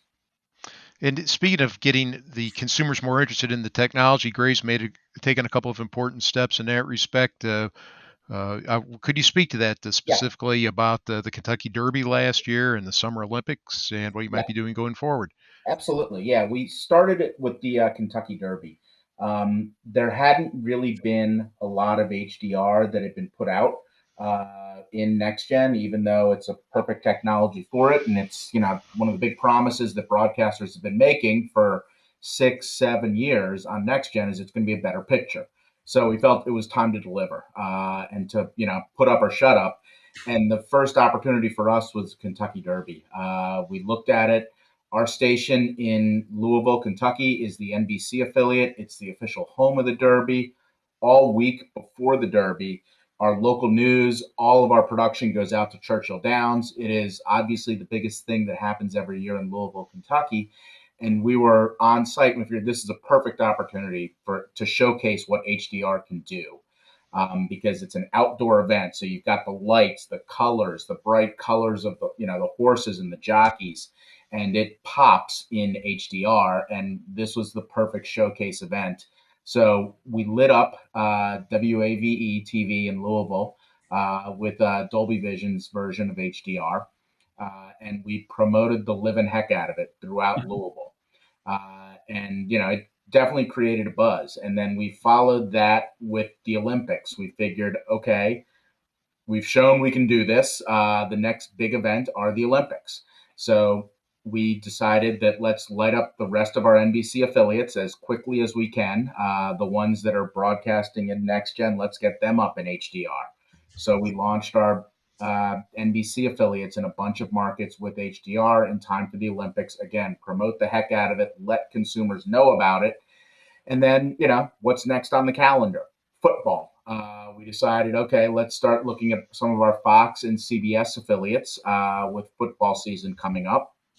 And we launched those. We did two different flavors of HDR. We launched a couple of our Fox affiliates using SL HDR, which is one flavor of it. And then the others we used the Dolby Vision. And then starting in December, after we tested it with Samsung, we're able to enable essentially dual versions of HDR, where you could use HDR 10 Plus or the Dolby Vision HDR. And your TV would decide. Certain TVs react to certain types of HDR flavors differently than others. The TV selects the one that it prefers. So again, we're kind of technology agnostic. Whatever the TV prefers, great. We'll give them that version of HDR. So we did that with the Super Bowl in mind. And we have the Fox affiliate in New Orleans. And it was the flagship home of the Super Bowl, which was at the Superdome in New Orleans this year. And we made sure that was up in the dual version of HDR with both Dolby Vision and Samsung's HDR 10 Plus. Depending on what TV you had, you got the Super Bowl in full-on HDR. And you've got March Madness coming up now. So that's next with our CBS affiliates.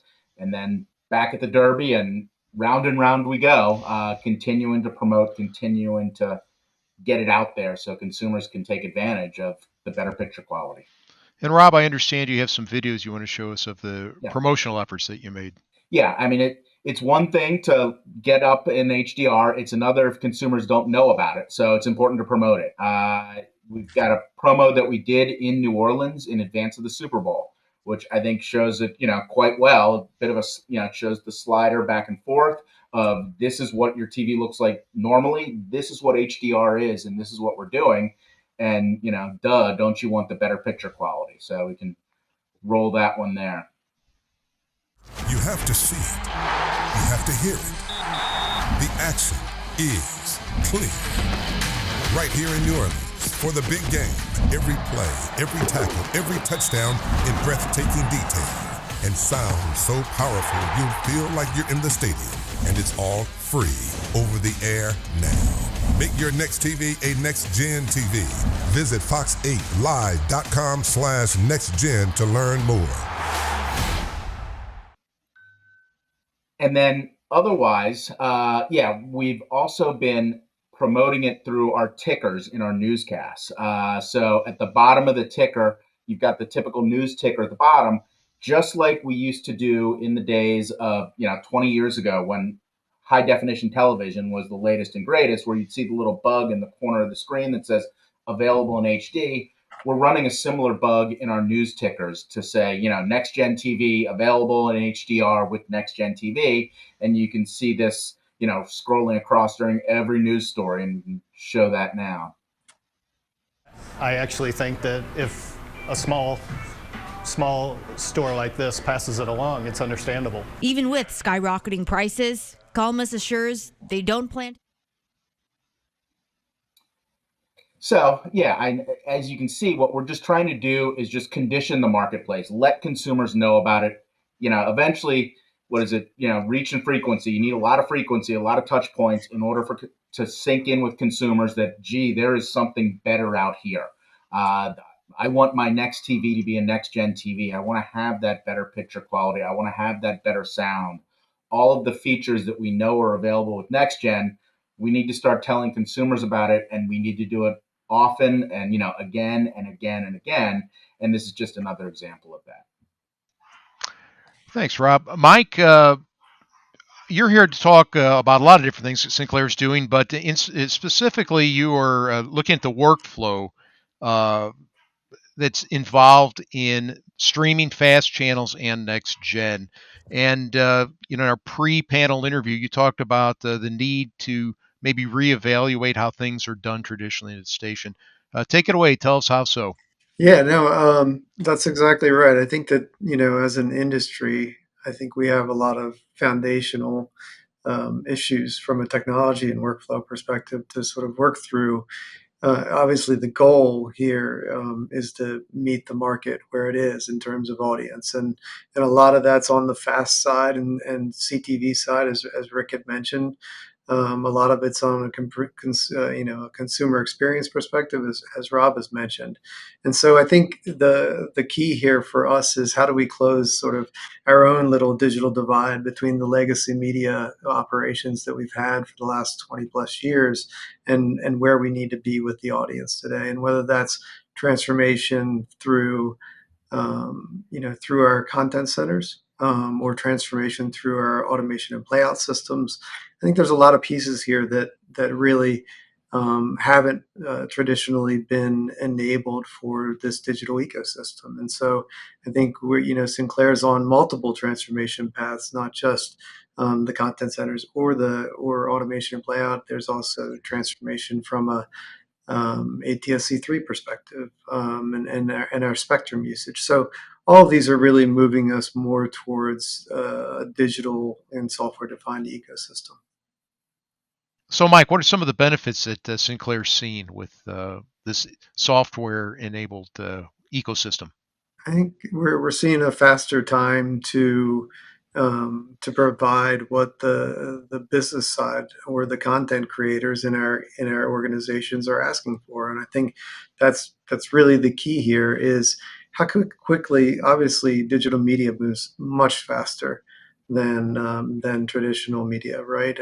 Our newsroom product versus a YouTube channel versus Threads and every other platform that's out there for social media. And the question is, can we move as fast from a technology perspective as the business needs?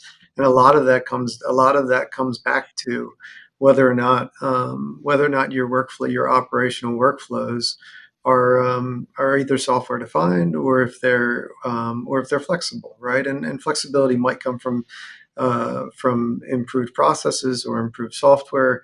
It may come from improved operational models. But really the key here for us is to make sure that we shrink that divide through our transformation programs. So we look a lot more like a fast channel from an automation and playout. That we look a lot more like a content creator in our content centers, and that we look at our spectrum as more of a blank slate than a particular just an audio video distribution path for us. So, Rick, broadcasters obviously aren't standing still just with their over-the-air and MVPD distribution paths, but they're employing streaming strategies. Sinclair calls best, for example, broadcast-enabled streaming television. The other Pearl members, I think, called BIP, broadcast IP. But basically, streaming linear channels, fast channels, to take advantage of that distribution path. What are you seeing as far as the traditional broadcasters, local broadcasters, and groups and networks taking advantage of fast to augment their revenue? Well, I think we're seeing it with Rob and Mike and what their companies are doing, among others. And Mike, you said it nicely. We have to go and meet the audience where they are and where they're growing. And obviously, they like internet connected TV, and obviously they like broadcast TV. When I was talking about our forecast revenue, our takeaway still is that local TV stations are foundational, both for audiences and advertisers. That's what the eyeballs and that's what the dollar spend is. But if you look at the trajectory, clearly it's going to be IP platforms or converged platforms, IP plus broadcast. CTV is growing fast, but it's still a relatively small overall revenue component. MVPD is in decline in terms of video subscriptions. MVPD providers now see themselves as data providers, I think more so than video providers. That's where the marketplace is going, so they're adjusting to that reality. But the thing for companies like Sinclair, Gray, and others in the business, they can do internet, they can do fast or best or broadcast IP. No one else can.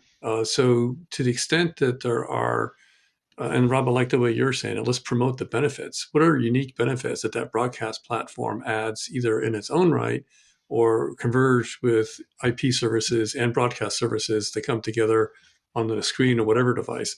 The consumer doesn't necessarily care if it came in over the air or over Wi-Fi. They're enjoying the content and the service that they get. If broadcasters have a differentiated and value-added ability to contribute to that experience with their broadcast platform, no one else can do that. So that's a really key contributor to the value of broadcast companies versus others in the space. And even as good as internet is these days, with high bandwidth in many homes and mobile devices, we see with the latest award ceremony, there's glitches. Trying to serve that one to many that broadcasters have done so well for eons. There's still hiccups in the internet system, and that is something that will continue to be a reality, even in homes. And as you start to get the mobile bandwidth, where there may be some spots where it's a little sketchy, but you could have a killer broadcast signal. There's definitely a place in the bits delivery ecosystem, whether that's entertainment content, news content, sports content, or geo positioning content, or whatever. That broadcasters have a strong role in providing, and seeing the business models that are being developed, it's exciting. Who knows what the next 5 years will bring, but there's a lot of very smart brains on this and a lot of daring dollars being put to work, particularly by the companies that Rob and Mike represent, to try to make it so. Now, Rob, you talked and showed us the efforts that Gray Media's made to promote NextGen TV by highlighting what HDR, I presume also immersive audio, can do for the viewing experience. But I understand that in Louisville, you also took it a step further and worked with some retailers there. Could you tell us about that? Yeah, absolutely. It was part of the promotional push. Is we found a local retailer, local consumer electronics retailer, and we partnered with them on some TV giveaways. We ran a whole slate of ads, again, promoting that we were up in HDR, this new technology, watch the Derby in HDR, get it at Charlie Wilson's TV store to get your TV, win it here by watching. And afterwards, we looked at some of the data in terms of the number of new TVs that signed on throughout the entire country, and then just in Louisville, Kentucky. And in the couple of weeks before and after the Derby, 10% of all new next-gen TVs that signed on were in Louisville, Kentucky. So tiny little Louisville, less than 1% of the TV households in the country, represented for a couple weeks 10% of all next-gen TV that signed on. If that isn't proof that broadcast advertising works, that promotions work, that telling consumers about something new works, I don't know what is. That Louisville could represent such a huge spike in the sales. And, we saw that and realized, all right, we've got to do this elsewhere, and continue to promote it, and working with retailers. We're working with retailers now and TV manufacturers. So with March Madness, we're working with Panasonic to promote in local markets the sales of next-gen TVs. These are great campaigns, giveaways, create excitement. People can get a brand new next-gen TV, watch March Madness in HDR with the next-gen TV with a new Panasonic. The TV manufacturers, they're seeing a lot of interest in advertising locally, especially in markets that are up in next gen where they can push their new TVs. And we're always happy to find new advertising clients, and have continued to push this with retailers and TV manufacturers. Mike, so obviously HDR and immersive audio are two of the improvements that NextGen TV brings to viewers, but there are many others: personalization, interactivity, games. And I think you have something to show us as relates to games, and maybe you can tell us a little bit about what Sinclair is doing in that regard.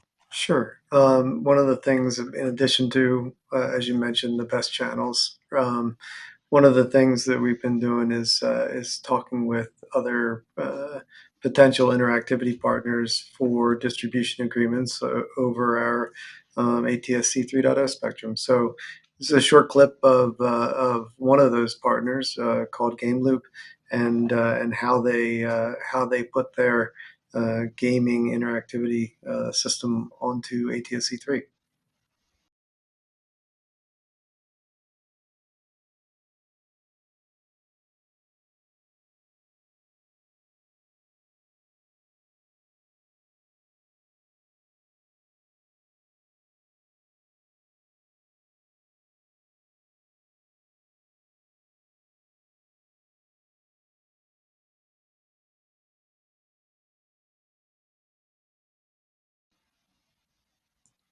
So apologies for the non-professional video there, but the this is the TV behind me in the office, and sort of just a simple example of of the game interactivity, and honestly, it is simple, but some of those games that I know from having children myself. Are games that the kids have interacted with, and I've seen them engage with, over time.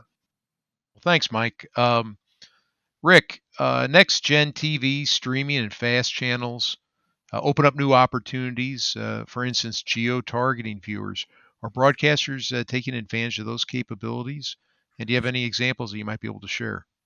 Sure. Yeah, I think that there have been, Rob, going back to your station in Tallahassee, a couple years ago now, doing hyperlocal news content. So leveraging the broadcast platform, everybody gets the news, but I want to get news about my neighborhood or my particular area of interest. So it could be geo-targeted or content targeted against interest areas. And so my understanding of the way that content worked is the newscast will go out on the over-the-air platform, and then the hyper-localized or content-targeted content got distributed by internet, and that got weaved seamlessly into the broadcast. The viewer could pick what they wanted to see, click, click, click. Yes, I would like to see this neighborhood news when that's available. So they're watching the newscast, and all of a sudden, House A gets one version of local news, and House B gets a different version of the local news. So it's something that is very, content addressable to the viewer by geography or by other interest areas. And now, of course, that's become more prevalent. And Mike, what you guys are doing with your company, there's a lot going on there with geo-targeting. The geo-targeting can be done. We have the over-the-air that gives the full DMA reach, and then the geo-targeting can be done by internet targeting different ways. As broadcasters build out the broadcast infrastructure, they may make decisions about how boosters and other local nodes work in single frequency networks. And you could have over-the-air geo-targeting with TV. That's allowed in TV. It's actually now allowed in radio, a relatively new development by the FCC. So broadcasters have the ability to geo-target by internet and geo-target over the air, and that would mean to mobile users, household users, anybody. So again, it's another ace up the sleeves of broadcasters to have something extra that other players in this media space don't. And so right now it's HDR and immersive audio, some personalized content targeting either by geography or content area. We're early days there, but there's some exciting things that are possible that are starting to make their way to the market. And along with that, I think, Phil, you mentioned about advertising. When you can do content targeting for things like news by geo or by content preference areas, something that's really exciting for broadcasters is the idea of over-the-air dynamically addressed advertising. So if you can do DAI, dynamically insertable advertising, over the air, that's huge for advertisers. That's going to add a lot of value. The broadcast audience reach is still killer, and that's where a lot of the money spent, as I showed in our forecast charts. Well, if that ad inventory becomes geo-targetable over the air or content targetable over the air, that's going to be a game changer, I think, in the advertising business.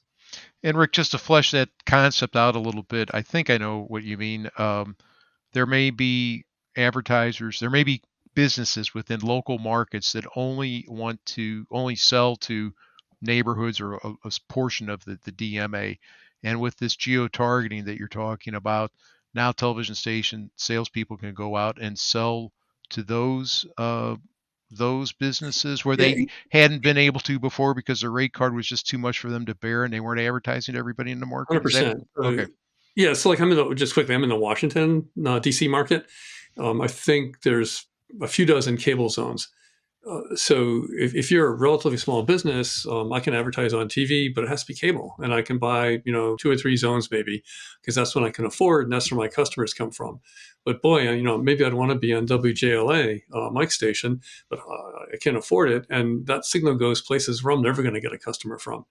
When you do over-the-air geo-targeting, you can compete with cable zones, you can compete with newspaper zones, you can compete with digital zones, or actually complement them, because Rob, your stations and Mike, your stations are selling digital things too, and probably 100% of that is geo-targeted. If you can take the digital campaign, converge that, and have a multi-platform campaign with geo-targetable over-the-air, wow, that is something no one else can do. Thanks.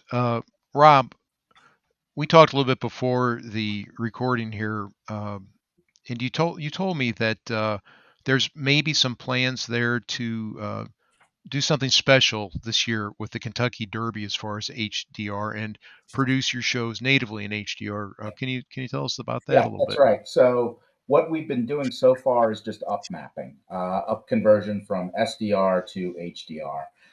And that's great. But that's just step one. The real goal is to produce more stuff in native HDR. So that way you don't have to worry about, the up conversion. It looks a lot better. It's a lot crisper, clearer. The benefits of HDR really do pop when it's in native compared to an up map version of it. So again, back full circle, it's Kentucky Derby time again, and that's where we're going to debut native HDR. We are going to be producing all week our local newscasts throughout the week, live from Churchill Downs, starting at 5 a.m., all throughout the day, native HDR. We have our own local feeds of races that go on all week, including a lot of stuff that doesn't air on NBC, because NBC just does a handful of races on both Kentucky Oaks Day, which is on Friday, and then Derby Day on Saturday. We've got all the races. Those races will be produced in native HDR and available broadcast on our station. And I think, again, this, just like the Derby last year, was sort of, okay, this is the proving ground, now let's roll it forward. I think you're going to see the same thing with, NFL preseason. Through our subsidiary Raycom Sports, we do a ton of NFL preseason games. We'll be producing a lot of those in native HDR and then broadcasting them in native HDR. Again, just to sort of juice the marketplace and get people realizing what's possible, and in order to, again, just induce more demand. Better juice the marketplace with some of those Derby mint juleps. Yes. Absolutely. So, Mike, you've talked to us about the path forward, in your view, is a software-based ecosystem that services all three that we're talking about today: next gen, streaming, fast distribution. I'm sure that there's disruptions, let's put it that way, that causes to the existing workflows. So can you talk a little bit about weighing the disruptions that adopting this new sort of software-based approach, weighing the benefits and the pain against, or I should say, weighing the pain against the value that it will ultimately produce? Yeah, no, that's exactly right. This isn't a wave of magic wand and everything was collapsed between digital and legacy broadcast. So this is an iterative process, and it's not without to Rick's point. If we want to do dynamic ad insertion, there's a lot of orchestration behind the scenes that goes into that, and some of that orchestration occurs back on the traffic systems that we've had for so long, right? And the programming schedules and the traffic and the media management that goes into these pieces, because now we need to decorate those streams like the digital guys do already. Right, we need to understand what's replaceable and what's not replaceable. We need to understand how it's being distributed from the digital ecosystem side, and all of that is sort of, there's the pain of disrupt. To your point, there's a pain of disruption versus value, right? And can we articulate to our business what the value is, and then how much it's going to take internally to transition to that, to an improved workflow that supports that digital ecosystem, to my point earlier, that makes us look a little bit more like the digital side of things, with the right cue points for dynamic ad insertion, or coming in and out of different types of digital products in general. So there is always going to be that trade-off there for value for pain, and some of it comes down to how much risk are we willing to accept internally? How much of that we trade comfort for it. But to I guess the fundamental thing here is that you have to transform. We have got to look more like the digital side, because it unlocks pieces here that we don't even know that we're potentially unlocking when we go through this. When we take a hard look at how we've done things, it's really about unlocking value that we're just not aware exists at this point. So it's clear that there's a path forward. It's an iterative path, and that there is value for that pain and disruption. It will take time to get through. So, Mike, just to follow up, by your answer, I would guess that you would not be in favor of bolting on some sort of workflows to the existing over-the-air workflows to support fast and streaming, etc. I don't think it's a strategy that's off the table. I don't think it's for us at Sinclair in terms of bolting things on. Although I think we've been successful at Sinclair, even bolting pieces on for the past decade or so. And that's there's a lot of innovation that constantly happens at Sinclair, but bolting the pieces on does solve the problem for a period of time, right? And maybe it addresses a particular use case. What I think you miss is you miss unlocking those other pieces that I mentioned earlier. You miss unlocking maybe DAI just by improving another workflow. When we look at our automation and playout systems, and we look at all the signaling that is in the streams as they go out from the cloud today, that unlocks value for us, because it makes us more agile in terms of adapting our digital workflows. So we take pieces out. We take everybody, even on the software side of things. There's a constant concern on the user interface side of things, of how many clicks it takes for somebody to do something. We're doing the same thing, analogous, on our media workflow side. We're taking pieces out of those processes so that we can really engage quickly with the digital business side, and all the way back to the very beginning of this, meeting that audience where we need to. Rick, you've talked about the CTV and its popularity and earnings potential. Looking at things, President Trump notably leveraged podcasts like the Joe Rogan Experience and this past weekend with Theo Vaughn and others during the campaign. And I think that kind of underscores the reach and popularity of that medium.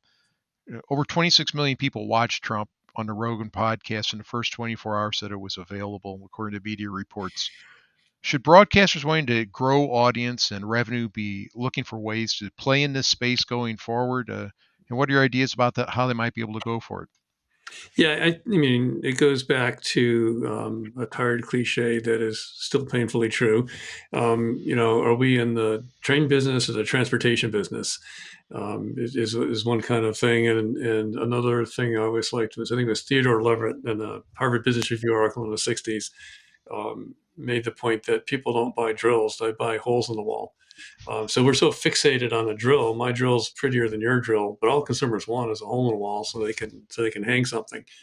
What we're talking about here, I think, is content and experiences and ways to develop quality content that's engaging for consumers and attractive for advertisers to support an advertising model. And I really like the way you said it, Mike. It's like we're transporting things. It's data. Sometimes it's video. Sometimes it's audio. Sometimes it's geopositional data. Sometimes it's whatever it is. Who cares? But the platforms we're building are multi-purpose platforms, and if we get out of the world of, I'm a broadcaster, I have a tower and a distribution system, it's like, look at my drill, isn't it great? It's like, well, no, I'm in the transportation business. I'm delivering all kinds of experiences and content podcasting has become really attractive to the advertising community. And Mike, I know your company is big in that, so yeah, audio forms of content, video forms of content, games we're talking about. It's like people want this content and want these experiences. And if broadcasters have an awesome platform to distribute, engage, interact, and create a marketplace for that for consumers and for advertisers, which they do, build it out. So I see a lot of promise there across those different types of content. And some of it can be very localized, like news and sports deals. I know, Rob, your company is big on doing local sports deals with over-the-air platforms, and of course, bring that on your streaming platforms and the other kinds of platforms too. But I'd love the way the broadcast industry is starting to open its aperture to become not the broadcast industry, but the content distribution, immersive engagement industry. Rob, we've talked about next gen in the context of building audiences. What's going on there at Gray with regards to broadcast IP, best channels to augment OTA delivery? Yeah, we are also exploring all sorts of different ways to get our content out. So the best channels or the BIP channels or whatever acronym we want to use, we've launched 2 of our stations using that. Our Fox affiliate in Las Vegas, KBVU, is up and running as a best channel. So again, there's a little URL that's placed in the signal that signals to the TV, hey, there's a whole channel here, and it pulls the content using the internet connection. And we looked at the viewership data during the Super Bowl in Las Vegas, and you saw the same spike you would expect to see everywhere else. Viewers had no idea that they were watching essentially a streamed version of Fox and of the Super Bowl. And we've done that as well in Mobile, Alabama. Also with our Fox affiliate, we've launched it as a best channel. There just wasn't enough spectrum available to get everybody up, and this was our best way to get the channel out to viewers and make it available to everybody. And as long as you've got a good broadband connection, you're not going to know the difference.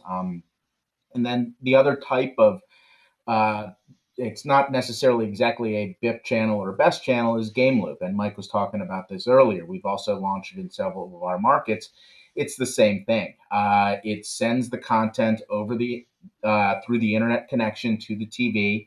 It appears in the program guide like any other channel. So if you're flipping through, hitting channel up, channel down, in Atlanta, we've got Game Loop, and you go to the .20 of our station WANF, and the program guide says Game Loop, play live games now for free. And there it is. You can play it just like any other channel. And it just shows you all the things you can do with this technology, bringing out more content and, in a way, to Rick's point about getting as much content, local, compelling content that we create to our viewers in whatever way we can in order to be able to monetize it better. So we're getting near the end. Everybody can have about a minute for their next questions. Mike, I was wondering if you could tell us a little bit about this trial that is ongoing, powering Spanish language translation real time with artificial intelligence at 4 of your stations of local newscasts, and then distributing that via YouTube. Yeah, no, I think it's about reaching out to potential new audiences for us. I think it's a perfect opportunity to demonstrate sort of the blue sky thinking here at Sinclair, and the innovation team is working on other ways to reach audiences. And I think it's a great way to demonstrate sort of that flexibility of the digital software defined ecosystems and how we're kind of closing that digital divide instead of bolting pieces on. We're continuing to explore whether it goes to YouTube at this point, whether it's on a best channel in the future. The key here is that there's really an opportunity for us to innovate through technology. We continue to look at it from an orchestration, a workflow, and really an audience serving perspective. I think that's a path you'll continue seeing us take. Rick, within the last couple of weeks, NAB filed a petition with the FCC proposing a 2-phase shutoff of 1.0 to complete the transition to next-gen TV. And since we're talking about technology and audience, I was wondering what your perspectives are on the proposal, especially given the fact that broadcasters don't want to lose any OTA audience that watch 1.0, and they also have to protect their Diginet distribution and the revenue that it provides. Yeah, so this, Phil, is one of those questions where the answer is inside the question. Yes, I mean, maybe 20% of households have over-the-air reception used. I mean, many more maybe have the capability one way or another. But so 20%, are sort of antenna dominant, if you will. People are getting tired of subscriptions and cutting back on subscriptions, so plus one in the broadcast column. But the broadcasters have to adopt ATSC3, and that's coming up to four to five households have the signal even available. Times maybe 20% have over-the-air reception, times some percent that have next-gen TVs, times some other percent that are aware they have next-gen TVs and know how to utilize that capability. So the ATSC fraction of the marketplace now that is addressable in a meaningful way is low. Unlike the 1.0 adoption, where we're sort of government boosted with subsidy programs for converter boxes and a hard deadline, every station and every market in the country had to do something by a time certain. The consumer electronics companies, aligned with that. Well, if this is what the signal is going to be, our sets have to be able to receive it. So a lot of that kind of hard channeling, if you will, I guess pun intended, to move from analog to digital, we don't have with ATSC3. It's like in a market, some stations may go, some may not. Some markets may not go at all. Some TV OEMs may have next-gen capability, some may not. So it's a product of not herd of cats, but herds of cats, trying to get them to work together. Drawing a line in the sand, maybe not bad. Let's say by 2028, say the top 55 markets need to cut over. So what does that mean? Is that realistic? Well, maybe not, but at least somebody said something. Let's put something down and see how close we get to it. And then for all markets, let's call it 2030. That's amazingly fast in consumer electronic adoption curves, but it's something. So I think it gets the discussion going, and I don't know, maybe it's sort of like international diplomacy these days. You do an overreach and then fall back to something maybe more realistic. But it's certainly got the juices flowing. I'm not sure how realistic it is, but let's come to the table and figure something out. There's a lot. Mike, you've spoken to this several times about the spectrum and how excited Sinclair has been, for years about innovative uses of spectrum. Let's tie it up in lighthouses. There's not a whole lot broadcasters can actually do in ATSC3. Love what Dre's doing with HDR and some of the other things, but basically, there's a lot of potential value locked up in spectrum and lighthouses because you have to maintain those 1.0 services for good business reasons. Consumer Tech Association came out saying you can't disenfranchise all those viewers and incur this cost of transitioning to ATSC3. Broadcasters, as you're saying, Phil, certainly know that. So I don't know that this is the end game, what it looks like, but at least the lines are being painted on the field, and we have a game clock that's starting. We'll see what the actual plays are. Speaking of clocks, I only have a few seconds, but Rob, good move or bad move? You happy with the NAB proposal? Thrilled. The sooner we can get to our future, the better. We are operating with technology that was developed in the late 80s at the same time as the Laserdisc. We need to move on. We need to upgrade our technology to modern IP delivery. And if we are stuck in the past, that'll be the end of broadcast. We need to move forward. And I would just quickly say, yeah, it's an aggressive time frame, but it's extremely realistic. If you look back to the last DTV transition, we've actually sold more TVs today than at the same stage in the DTV transition in the early 2000s. The FCC approved the DTV standard in 1997. They approved the ATSC 3.0 standard in 2017. So it's a 20-year delta.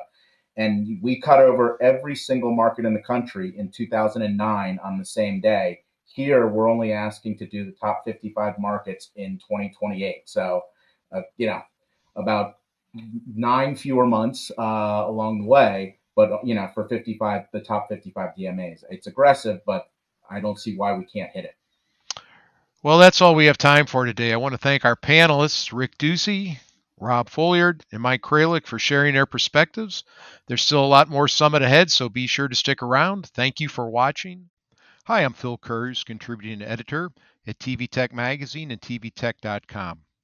We're here today to discuss remote production. Joining me today are Brad Cheney, Vice President, Field Operations and Engineering at Fox Sports, Scott Wilder, Executive Vice President of Field and Production Operations at Fox News, Alex Uvarosi, Director of Engineering at NASCAR, and Jeff Bowen, Chief Technical Architect at Appear. Welcome, gentlemen. Let's get started. Scott, let's set the scene. Fox News coverage of the Republican National Convention broke with past workflows relying on production vehicles on site. Rather than the vehicles on site, you went more with a REMI model. Could you tell us about the setup and what motivated the change? Yeah, thanks. Thanks for doing this. Yeah, when we looked at our coverage of the RNC and really both the RNC and the DNC last summer, we just wanted to see if we can change the approach a little bit. Obviously, efficiency and cost comes into play for sure. But what drove a lot of the decision in this go around was the comfort level of the producers in the control room and the technology that they have in the control room. So we had a group of producers overseeing the coverage this year that were, came to us and said they were quite honestly more comfortable in the control room. I talk about the lines and the connectivity and all of that, but just on the idea of it, like you mentioned, we're producing TV in the sports world, and I want to quickly throw back to Brad, Jeff, and Alex to talk about this. But in covering the conventions, it's about, dozens of cameras on site, but we're also taking in feeds from around the country, probably more feeds coming in from around the country from different locations than from on site. And for that point, the producers were more comfortable having all of the technology in the control room and the ability to see every one of those remotes that were not on site. So that's what forced the decision. A lot of thought went into it. A lot of site surveys went into it. And all of the people that would produce TV that would normally be in the mobile unit made multiple trips to Milwaukee and to Chicago in the lead up to this. So they were comfortable enough not being there, right? So that's the thing, that technology allows you to do this, but the people are no longer on site. That's the back and forth of that. So it was really about what the producers wanted and how they were more comfortable. Of course, it was more efficient. And in the end, I think we had 31 lines coming back to us and 42 lines leaving the Fiserv Forum in Milwaukee through a myriad of primary, secondary, and tertiary paths. Brad, I'm sure that everyone in Fox Sports must be comfortable working in the control room or in trucks or in a combination. It seems like you employ a combination at some occasions. Some occasions for other events, you're all in the field, and some are actually, I guess, complete REMI. Could you tell us why you choose what strategy is used for any particular event? Well, look, just kind of like Scott mentioned, obviously, that, we tailor what we're doing to the production that we're trying to produce for. And, as you look at some of the high volume sports that we have in Major League Baseball, college football, college basketball, for example, just to name a couple of them, having the ability to work in the same environment day after day obviously helps a whole lot. It gives you kind of better reps on the people that you've got operating. And as well, you get better familiarity, especially in sports where, you're be covering, for today I'm at the Big East Basketball Championship doing those games there. And there's a familiarity of having the same operators working the same shows every day for St. John's and Seton Hall and those things. So whether they're home or on the road, they're still taking care of the same team. They understand the players better. They understand what's going on. And you're able to produce at a much higher level, which is really great from that standpoint. Plus, the minute you take away the ability or need for everybody to be traveling, you get more days in the seat. And that obviously helps, continue to increase production value as we go forward from that side. And so that's how we kind of look at it, is how do we get the most production value out of these amazing people we have working for us at Fox Sports from that angle. And so that's really what drives the kind of conversation that's there. And, our goal is then to tailor those productions to those things. So our control rooms in Los Angeles match, and, Los Angeles, Chicago, and Charlotte match the truck. They feel like a truck. You're in that kind of same environment. People have their rooms that are theirs. There's a separate audio room. There's separate video rooms. There's separate replay rooms. There's separate control room. So they, quite honestly, they feel like they're in a truck. They kind of walk out and go around into the other room, and there's the audio team from that side. So, it feels the same. It looks the same. And so therefore it is the same. And so, that kind of ability gives them the real kind of boost behind the production and making those things happen. It gives us the ability to kind of do what we want. And the beauty of it is, just like mobile units in the field, some days our control rooms are doing a 8-camera college basketball show, and sometimes they're doing the the Big East tournament, and they've got 70 cameras coming inbound. So it gives us that flexibility, like Scott said, of we have this massive infrastructure in these 3 network centers we have. We're able to pull those things together when necessary and really be able to enhance the production model that's there from that side. And for Big East, today going on, the studio control room is 2 doors down from the main control room. They can walk back and forth and talk to each other just like they did when we had these massive trucks on site from that side. And don't get me wrong, the trucks are all still there for us in many cases, helping to put out, the 60 cameras we have here at Big East in doing that show. There still has to be a core of infrastructure that's there, but we're able to re-leverage that and do that over time. Alex, NASCAR's been doing Remy for some time, but are all of your productions Remy? No, not all of them. Quite a few are. So Fox, for example, still does the Cup show on site. So the Fox guys are handling that. But we're doing more and more in-house now. So we're doing the 33 Xfinity races for CW. And that is using shared resources. So we're sharing resources with Fox on site, able to share cameras and share tape rooms. So there's a lot of synergy there to share resources, but we're also not stepping on, Fox's productions people. They're able to stay in their truck on site and have access to pre-pro. We can have access to pre-pro. So there's a lot of, savings for people's time, and scheduling conflicts are just a lot easier in that situation because everyone has their space. And like you said, we also try and keep everything to feel like a truck. So we have our separate rooms for everybody.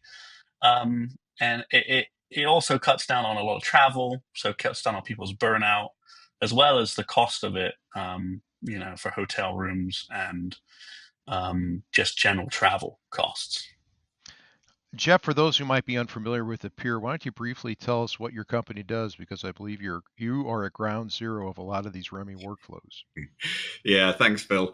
So for anyone that doesn't know, Appear are headquartered in Oslo, Norway, but we're a global company, and we're a manufacturer of what I would consider to be high-density contribution and signal processing solutions around compression workflows that are especially suited to large format live production backhaul. And obviously Remy's a prime example of that.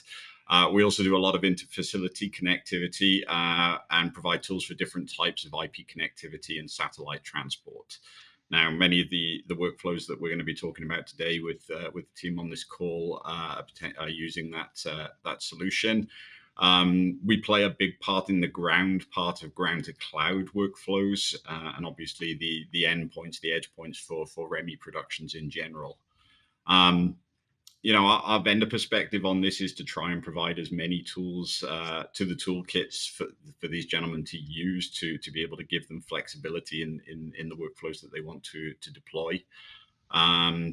So that's our mission here, to provide the reliability and the trust, and hopefully to give these guys the ability to adopt these models and make a seamless transition that can be seen as being as good, if not imperceptible, from the models that are being used in the traditional workflows at the trucks. Alex, when Jeff brought up inter-facility connectivity and facilitating that made me think of you and what you're doing at NASCAR. Why don't you describe a little bit of your Remy setup and where your facilities are and the connectivity? Yeah, so our new facility that came online last January 23 or 24, sorry. We went with a different model. So we partnered with NEP. And so all of our core infrastructure, switchers, Carac cores, EVS, peer decoders and encoders are all actually in Dallas, not in North Carolina. And then we are controlling those remotely from here. So we have 100 gigs of connectivity. We have 300 gig pipes. So we have redundancy. We can lose any two and still be up. And so we are basically just a big keyboard. We have JPEG access back and forth. We can have full control of those systems. We have some NEP engineers that are on site in Dallas for us if they need to go up and reboot any gear for us. But for the most part, we're just controlling it all remotely. And so people kind of scratch their heads a little bit when they see that model, but it has had some interesting benefits for us. So we are able to scale a lot faster up and down with NEP's help, because instead of renting an EVS, having it shipped to us and installing it, that's a shared tenant facility. So other tenants are using those resources, and we can give and take from that pool of resources as we see fit very, very quickly. So because we're going to different tracks all the time that are different sizes, and there's different requirements for each track. Some are a lot longer, some are really short. We can scale up and down a lot quicker than we otherwise would, without having to have a lot of gear sitting around doing nothing from week to week to week.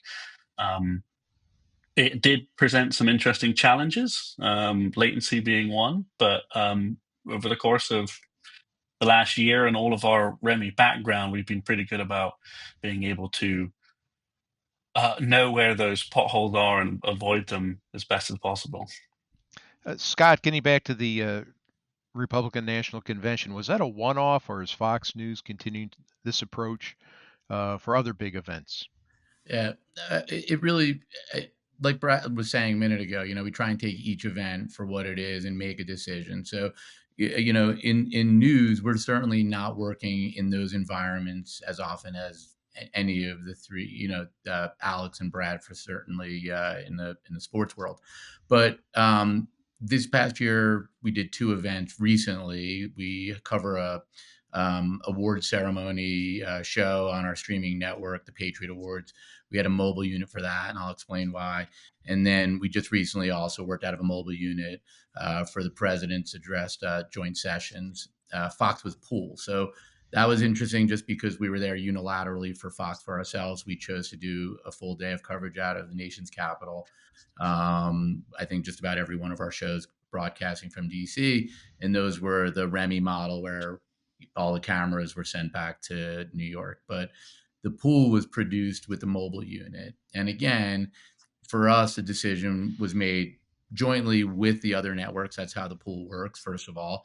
But we supported it and wanted the mobile unit there too, as if it was a one-off event. It was an isolated event. We felt important to have the director and the producers and the people who are running it on site there, can feel, look, and touch the event, and have that model. So same thing for the Patriot Awards, another show where we had a mobile unit a few months ago. It was a one-off event, a centralized location. It was important for us to have the producers and around our talent and the anchors and the hosts and all be on location in the same place. I mean, sometimes all the technology in the world, we're still producing television, and sometimes that's what is important. Just make sure everybody's in the same place.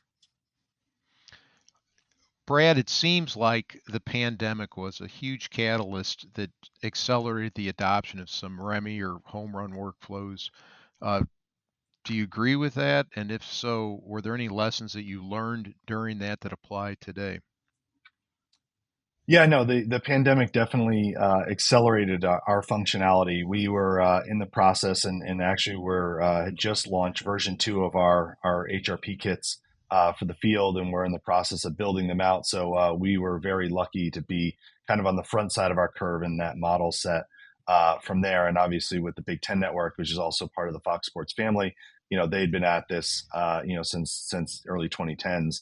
So, again, it was easy to kind of continue to ramp up as those sports started to come back.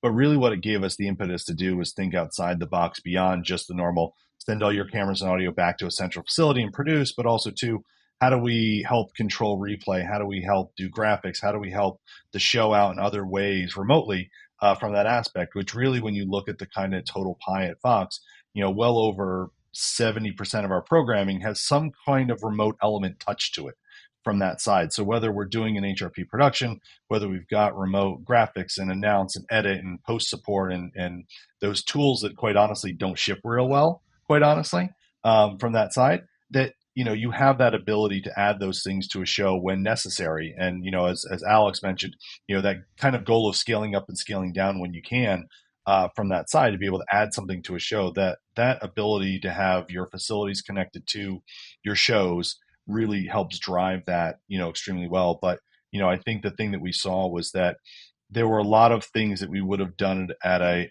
probably a much higher level than the pandemic we had to do at a much different level. And quite honestly, we learned a lot about technology. We learned how to adapt that technology, and we learned how to push that technology forward so that in those 2 to 3 years, and now 5 years outside the pandemic, of all things, go figure, which started here. We were the last show on the air in sports that morning.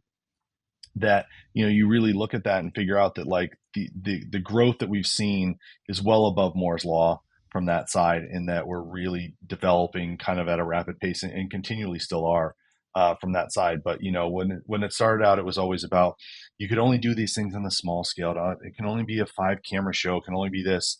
And not only do we turn that model very quickly, but a lot of other networks have, and Alex does a massive amount of feeds into their NASCAR facility and have for a number of years. And the same thing for us when we did, the USFL in the first years, back 4 years ago, where we partnered with NBC and every feed left and hit both Stanford and Los Angeles at the same time and did those things. So you start to look at that workflow that's there, and it really has become pretty ubiquitous across the board, and saying you can be at any level show you want to be at. It's just, do you have the resources, the time, the capacity to do those things? And, as we look at some of the technology that Jeff's team at Appear has put forward, and we're users of Appear among other people's technology as well. But you look at what's there, and we have the capability to do this, whether we've got fiber optics there and high-speed internet, or whether we've got a satellite truck there. Back to that point, like we're using every one of those methodologies on a regular basis in order to produce our events. And that's what technology has given us. It's given us the ability on fiber to be extremely low latency, almost real time in some cases, and in some cases real time if you have enough bandwidth. And we have that capability at times with JPEG XS and JPEG 2000. But then as well, we're doing a lot of compression in HEVC that really allows us to kind of drive that forward. And then, we're using SRT, and we're using the bonded cell people. We're using every bit of it to try and figure out how do we drive this forward. And that's what the pandemic gave us, was the ability to figure out that you could do this stuff with a bonded backpack if you needed to for these kind of things. And we did a lot of shows that way in the pandemic, and that proved that it becomes backups and all those things as we go forward. Jeff, what are some of the most important considerations broadcasters should keep in mind as they look to deploy REMI or home run production model? Well, I think it's great just to have Brad there to sort of list some of the technologies that are being used there. One of the questions when you get asked about latency, the answer is yes, or rather no. But of course, the practical reality of where the venue is, the sort of economics of the event, the types of connectivity, the cost of bandwidth, all these things are going to play into the decisions that have to be made about what the methods of backhaul are, and the type of production that you're wanting to undertake. Are you having remote talent communicating with each other, which generally requires very low latency for that to have a natural conversation? All of these things have to be considered, and effectively, there's no magic bullet on these. Every workflow is got its own unique elements. Are there any at-home production talent as well to be considered in this? And all of these things are going to affect the timing, and then obviously the business continuity aspect, the protection of the signals that you need to use. So I'd love to say that there was a one-shot fits all on this, but there are multifaceted things to consider, and every production event, basically every situation, every venue that you're going from, Scott's going to have different considerations for being out in the field covering for news events versus a fixed venue sports event. All of these things come into play. So our role in this really is just to provide the toolkit to give the options to be able to cover all of those scenarios and be able to fit within all of those different types of constraints and the connectivity options that are available for each one of those scenarios. So I've been looking forward to asking this question since I wrote it, and it's because we have a unique situation here. We have Brad and Scott on the panel together. So we'll start with Scott. Could you talk about any sort of collaboration or coordination or any help that might have worked? You might have worked with Brad or Brad's team over at Fox Sports to roll out this model for the RNC and beyond. Yeah, I mean, first of all, we work very, very well together. We talk often. Our team, Brad talked to a host of our engineers. I don't know if Brad wants to admit this publicly, but he has a news background too. So I always say that Brad is one of our Fox Sports, he's in our family. And if there's a question that really relates to anything newsworthy, I know that with the news business, how we do things differently, I should say, I know I go to Brad. So yeah, I mean, I think that we collaborate pretty well all the time. I mean, we're there. So yes, we have sessions and we talk and we listen to what they're doing. Like everybody else, especially in these jobs, we kind of live on the road and we're all super busy. But news and sports do collide on major events, right? So we just spent a week with them, watching them put on an unbelievable show in New Orleans. The entire Fox Sports team, who pushed the boundaries at every turn there. And so that allowed us to see what they were doing and work with them. We'll be with them at the Indianapolis 500 in May. And so there's lots of collaboration and learning back and forth. But just before I let Brad answer that question, I will just say that, Jeff, you're right. I mean, again, I don't know if we have it easier or harder on the news side of things, but more often we're not doing a 60 camera production, and we are doing, how do I get a feed out of the North Pole or someplace, or the Middle East, or a war zone or a conflict. And so just listening to Brad again, I know, Jeff, you already said it, mentioned just JPEG XS or J2K or ASI or a LiveView backpack. Everything is just dependent on where you are. And, so what we learned also, and again, I'm just going back to the pandemic for a second too, is like, we can broadcast from anywhere. We just need a little bit of bandwidth, and the technology in HEVC encoding and others is just allowing less and less bandwidth to make an acceptable picture. And I would say if anything came out of the pandemic also, it's the fact of what the audience is, willing to accept, right? And so we didn't want to give up any quality, and I'm proud of what we did. But I would say that, streaming, on a 1 meg connection and wanting that connection to also give you return in IFB, your picture is probably not going to be as great as what Brad's going to give us from the Big East tournament. Brad, I answered 3 questions there in one time, so sorry. That's okay. Brad, on the coordination. All right. Sorry. No, that's fine. Brad, same question to you. Tell me about how you work together with Scott and his team, maybe to help inform them on the RNC and these other at-home productions, or historically at the sporting events. Sure. No, look, there's an amazing team at News, and we leverage the living daylights out of them as much as we can, quite honestly. And there's that great collaboration that exists. And so, I think back to 2017, our first Super Bowl together, Scott and I, and we look at that functionality and what we needed to do during that period of time. And so, everything we were doing was tied to a mobile unit and was being produced there, but we were sending all their cameras back to New York to get done. And again, small level stuff. And so we did the same thing in 2020. So we keep kind of moving from that aspect as we were doing these things of like this growth. And so they had really perfected, they have this really small, great fly pack that they would bring along, and they've updated over the years. And, what we were able to really bring to them was this knowledge of, hey, by the way, you can do it at 30 cameras. You want to do the RNC 30 camera? We do this all the time.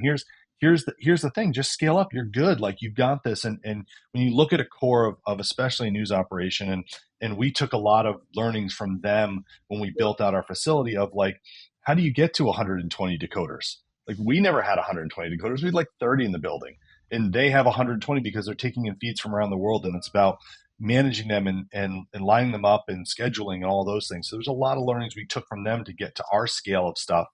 And then vice versa, showed them that, hey, by the way, you can do these things, and we're doing them on a regular basis, and it's easy. It's just a little more. And so, it's that kind of back and forth that's gone on over time. And really, we look at the 2020 or the 23 Super Bowl, they saw everything we did there in JPEG XS, and that's what really drove what they did in the Republican National Convention, because it really did become something where, and I've done this in past lives at, MLB and some other places, where the comfort of that control room and the ability to believe that, like, what you need to do, what you need to get, you walk down to the edit bays and you ask for these 3 things, and 5 minutes later, they're in your playback system, all that kind of stuff that doesn't exist in the truck. And changing that mindset for those people for 1 week a year on your most important programming is not something you want to do. And that's where we're at here today in the Big East. Same kind of thing. Like, these people have been doing this all year from the same place. They've got all these resources behind them, edit bays and specialty graphic systems and all that stuff. And they're in that same comfort zone for them. So to them, it's a much easier, much better environment for them to produce from. Alex, you told us about your setup between Concord and Dallas. That brings a few questions to mind. I was hoping you could elaborate a little bit on the connectivity and, what sorts of redundancy you built into this connectivity. And also, are there any latency issues that you must deal with? Yeah, so all of our feeds back and forth from Dallas from this facility are JPEG XS. So they're as fast as we can possibly make them while not using fully uncompressed 2110. And to be honest, most people have no idea. I didn't tell them that the switcher wasn't on the other side of a wall in the BER, they wouldn't know. So from video wise, it's very, very fast. We have 300 gig pipes provided by AT&T that all run diverse across the country.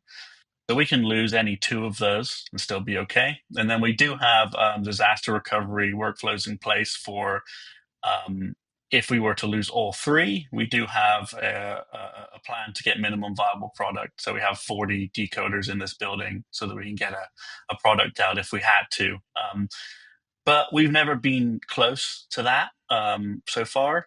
We really have been quite impressed with how we've lost 1 or 2 here or there, but never really at the same time. Our biggest issue was during the Western North Carolina flooding. We had about a 2-mile washout, and that took a long time to get fixed. But we have enough redundancy that it's not really a huge concern. Latency, when it comes to audio, has been quite the hardest one for us to deal with across the network. People are a lot more sensitive to delay in their ears versus video. Sending everything over JPEG XS, there's a little bit of extra encoding time where the audio is not necessarily encoded at the same rate. So we've had to be very careful about setting with our operators where this is a point of truth for lip sync, for example, to make sure that our product, no one at home notices. So it's very easy to get into a situation where we think it looks great, and it's not good going out to our partners.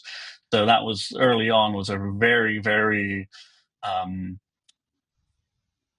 sore point that we really had to work around and walk through to get that to work.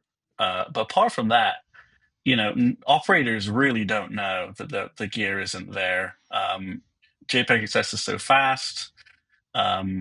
It really has been quite amazing to see people who operators sit down in an EVS and run, and then tell them that where the gear is, and they blows their mind. So it is quite a new way of doing things, but it does offer a lot of benefit, as well as the technical trade-offs.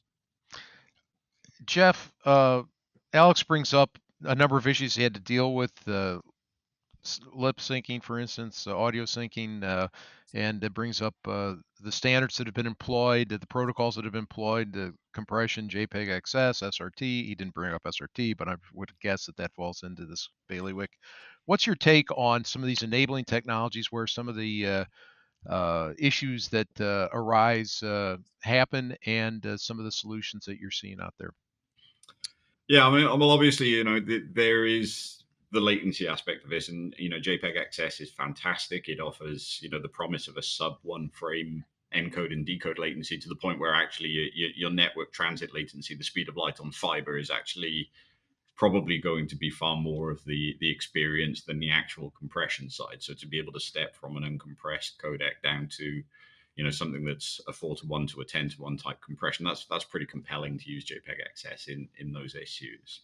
In those situations. On the audio side of things, I'd be interested to expand on that a bit with Alex. Was it the video that was associated with the audio as the concern? Was it the additional audios that were coming from commentary, bringing those back into the workflow?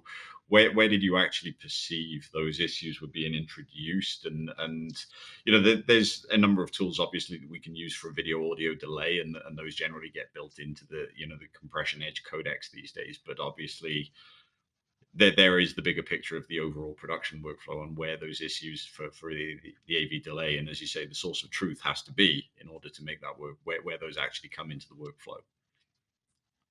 Yeah, so we had a unique situation because everything that we bring back from the track to Dallas, for example, we lock video to audio. So we're embedding it and we're sending it across, and that stays in time.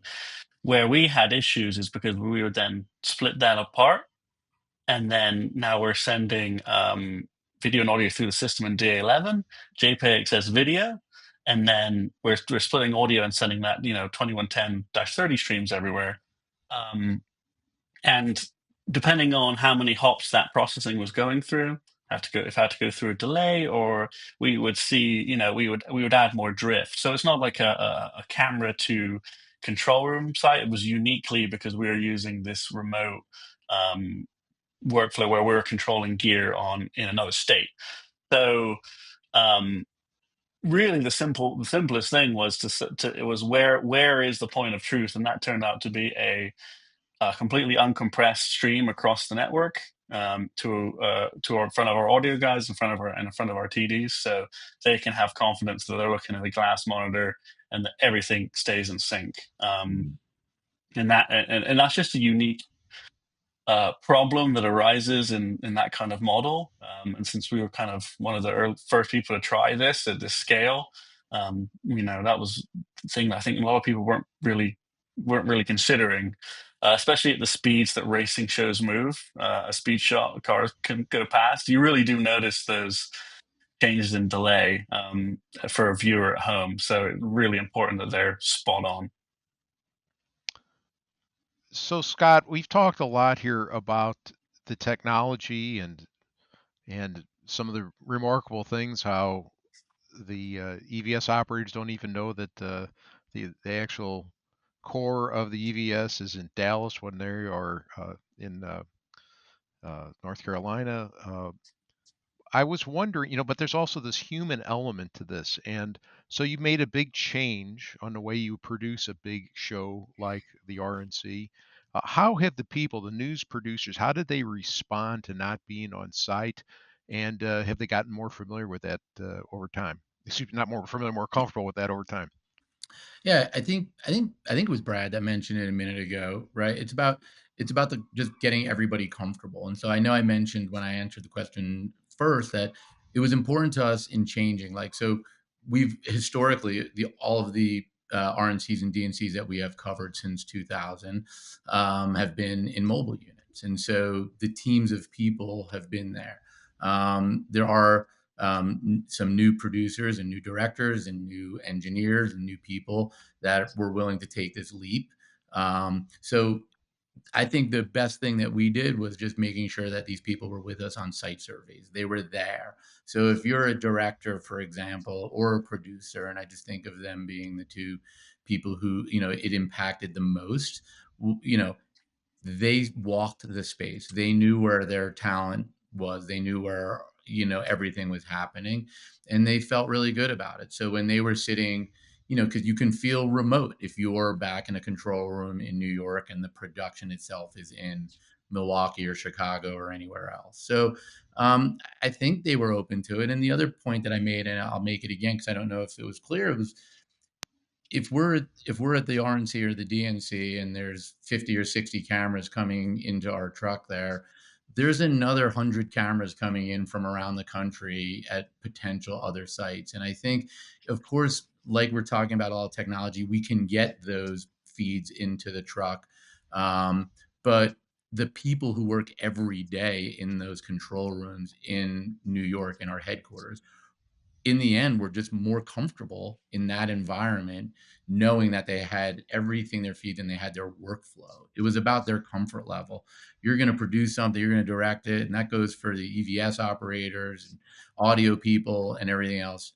What you're comfortable with every day. And so that was the mindset about, let's put these people in this state-of-the-art control room that they work every day and that they're super comfortable in. Again, there were other decisions and factors into it, of course, but I think we made a lot of headway by having these people come with us on site and then go back to their control room.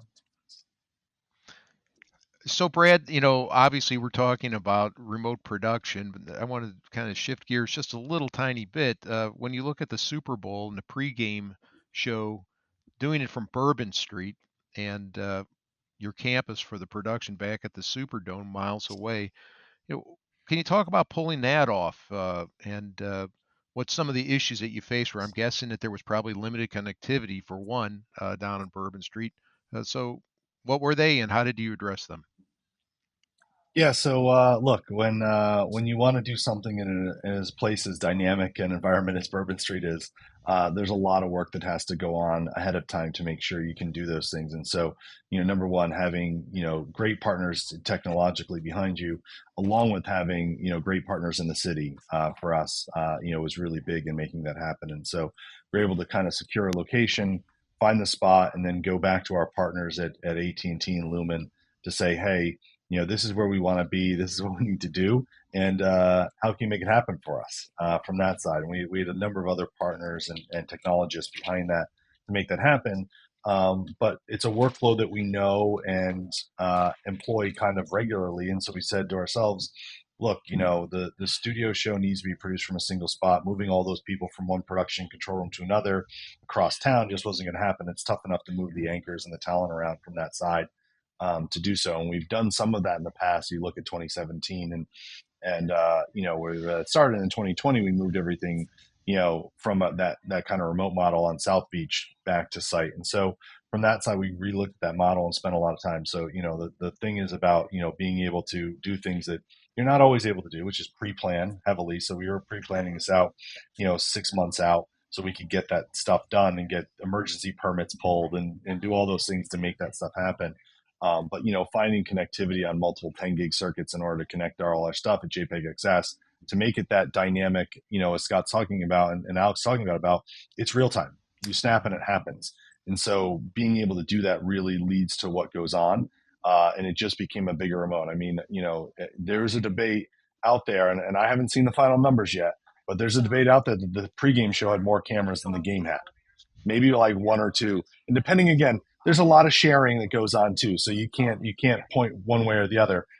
If you did too much, this pregame show probably win by taking half of the game cameras in the truck anyway to be able to shoot beauty shots and things like that, pregame from that side. But you really look at that and understand that, that as big a function as the Super Bowl is and as much resources we put into it, we're putting the same amount into the pregame show, the 6 hours before the game, to do the kind of same thing. And so that connectivity on Bourbon Street was absolutely key to what we had. We had diverse fiber optics that were able to lead us back to not only to our site here in downtown right outside the Superdome, but also we're interconnecting into LA so that we had that kind of reserve resiliency that was going on in order to connect things across to make sure that we were safe and ready to go, because that really did bring the energy to that day for us and launch that all up. And that's by being able to have a consistent control room for the production team and Bill Richards and his entire staff, and they're producing from one single spot all day long. That makes a big difference. It leads to better consistency in the show. It leads to better programming and those things from that nature. And so, figuring that stuff out took a lot of work, and there were a lot of teams.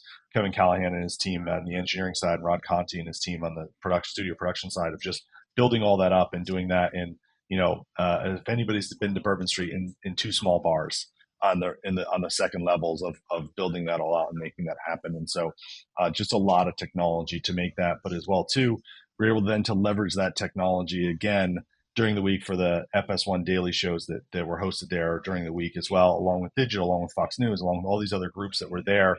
We're able to kind of consolidate that down and make those connections and make those points to happen so that they could produce as well back from control rooms that they produce from every day in LA. Alex, when we talked prior to this session, you mentioned that the Concord facility is a SMPTE ST2110. I was just wondering what your experience is with 2110. And also, I believe you mentioned that there's a role for NDI in some of your remote production that you do. Could you address both of those? Yeah. So yeah, we did go full 2110 in this facility. So it's a full IP facility. We have a very small SDI patch bay, but that is it. Everything else is 2110.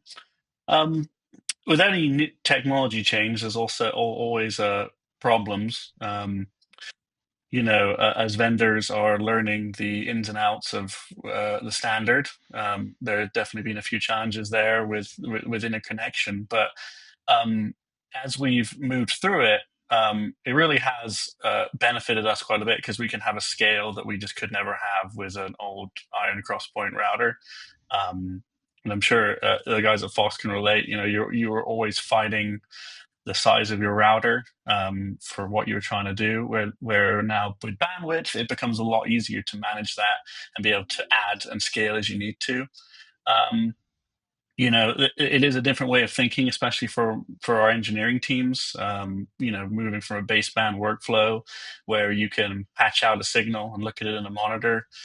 That it is a big change to now how to route those through a network and how to be able to make sure that the monitoring is correct and that what you're looking at is you're checking the correct signal. It's a lot more complicated than it used to be. So for the biggest challenge really has been personnel on how to get people trained. A lot of broadcast centric engineers are not IT guys. That's just the long and short of it. So having to bridge those gaps between the IT world and the engineering world has been the biggest challenge. But we really got there. And so the taking a guy that's been doing TV for 20, 30 years and used to being able to patch something out and now saying, hey, you can't, you have to look at it here. That's been the biggest challenge. The technology itself is fantastic. We have been able to do so much more. NASCAR everything's big in NASCAR. We like to do things big. So being able to have that scale and that room to grow has been amazing. You mentioned NDI. We do quite a bit of NDI too. NASCAR has a kind of a unique situation where we support events all the way from like a one camera stream that's going to Flow Sports or YouTube all the way up to the big premier, Cup Series racing. So for those lower to medium range shows, NDI really fit the bill really, really well for us. So we can bring stuff back via live view in those situations without NDI. Since we don't have any SDI available, 2110 just wasn't an option for them because of cost reasons. But it's really fit that market really, really well. And so we do quite a few small to mid-range productions all with NDI. Jeff, I'm going to let you wrap this up because we have about a minute left. I'm just curious, have you seen the attitudes of your customers, the people who operate and manage these systems, change over time when it comes to employing a REMI type model, and what's been the experience? I think it varies across the segments. I always go back to something like esports, where I feel the adoption of REMI and especially cloud-based REMI was very rapid. And I think that's driven a lot of innovation within the tool sets that we are now using and looking at in the software domain as well. But there's so many different variances of this model, right? We can have partial REMI where we're just taking things like graphics and replay, etc., and looking at remoting those all the way to fully remoted production. So, in terms of attitude of the operators, I think that there is a learning curve associated with adopting to any new technology. I think that's true across the board. And I think we're a long way along that path. I like it. I think it's a great time to be in the industry, and some very exciting tools being developed. Well, that's all we have time for today. I want to thank our panelists, Brad Cheney, Scott Wilder, Alex Uvarosi, and Jeff Bowen. There's still more Summit to come, so be sure to stick around. Thank you for watching. Goodbye. Thanks, Phil. That was great. So now I'm really excited to introduce our final keynote of the summit. With us today is Brian Lawler. Brian is the president of Scripps Sports. Hi, Brian. Thank you for joining us. Hey, Tom. Good to see you. Brian, can you introduce yourself to our audience, please? Yeah, as you said, I run the sports division for Scripps. I'm a 30-year broadcaster. Came up on the local side of the business within Scripps, running TV stations. I had the opportunity to oversee our local TV portfolio for 15 years. Grew it from 10 stations to 62 over the 15 years I ran it, and then stepped away from that business about 2.5 years ago and started a sports division inside of a 145-year-old company.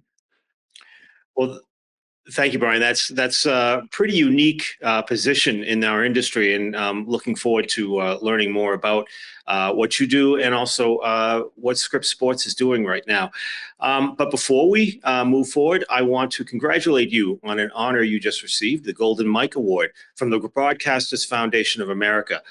Here's a quote from Foundation Chairman Scott Herman. Brian is a leader in broadcasting who guided Scripps to expand their portfolio of stations and became one of the largest television groups in America. His hard work at advancing the mission of the Broadcasters Foundation, as well as his contributions to the television industry, makes him a perfect candidate to receive the Golden Mike Award. So thank you. Congratulations again, Brian. It just means I've been around a long time, Tom. Thank you.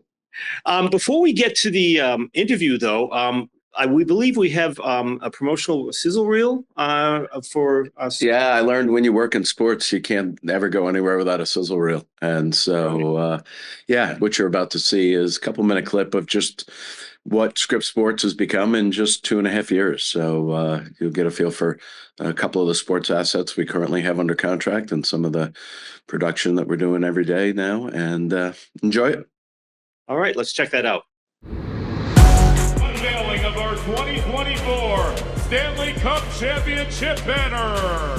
Seeing that banner going up and shoulder to shoulder with all the guys was a pretty special moment. Reinhart short-handed, trying to get a step on McAvoy. Score! Oh, what a goal!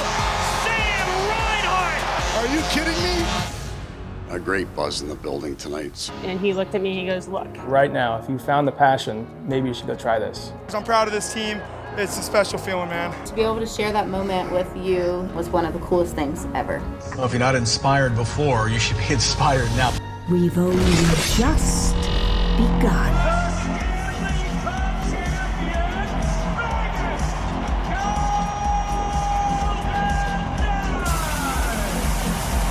Thank you very much. On the Scripps. Thank you. NWSL Draft on Ion. The Utah Royals select Ali Sentner. Banda! What a strike! They look like they're having a great time out there. This is Barbara Banda's world, everybody, and we are just living in it. It's my world you're living in. History will be made in the Windy City on the hallowed grounds of Wrigley Field. And welcome to our Ion set here. It was an amazing opportunity. I'm just really glad we got to do that. A new era for us as we tip off season number 2 of the WNBA on Ion. It is a good time to be in women's basketball right now. And we have this brand new show. I'm so excited to be with you all. We get to talk hoops every Friday. Come Are on. you kidding me? Let's get it. How about this crowd and this environment? Absolutely incredible for women's basketball. Caitlin, what a whirlwind it has been. Welcome to the show. Yeah, it's definitely been a whirlwind. It's been a lot of learning on the fly. You got to pick up things really fast. That was pretty! Now that the eyes and attention are here, these stars are ready to show up and show out. Lots of energy. Not even fazed by this rivalry game. Look at that. Shows us how it's done. Welcome you high above Washington Grizzly Stadium. Here it comes. One man to beat. Touchdown, Montana. Handoff, Michael. Bedard. Marchessault scores. What a passing play.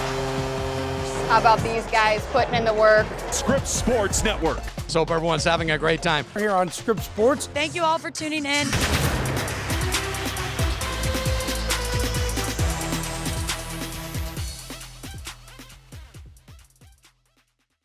All right, that was quite revealing about Scripps Sports, what you guys are doing.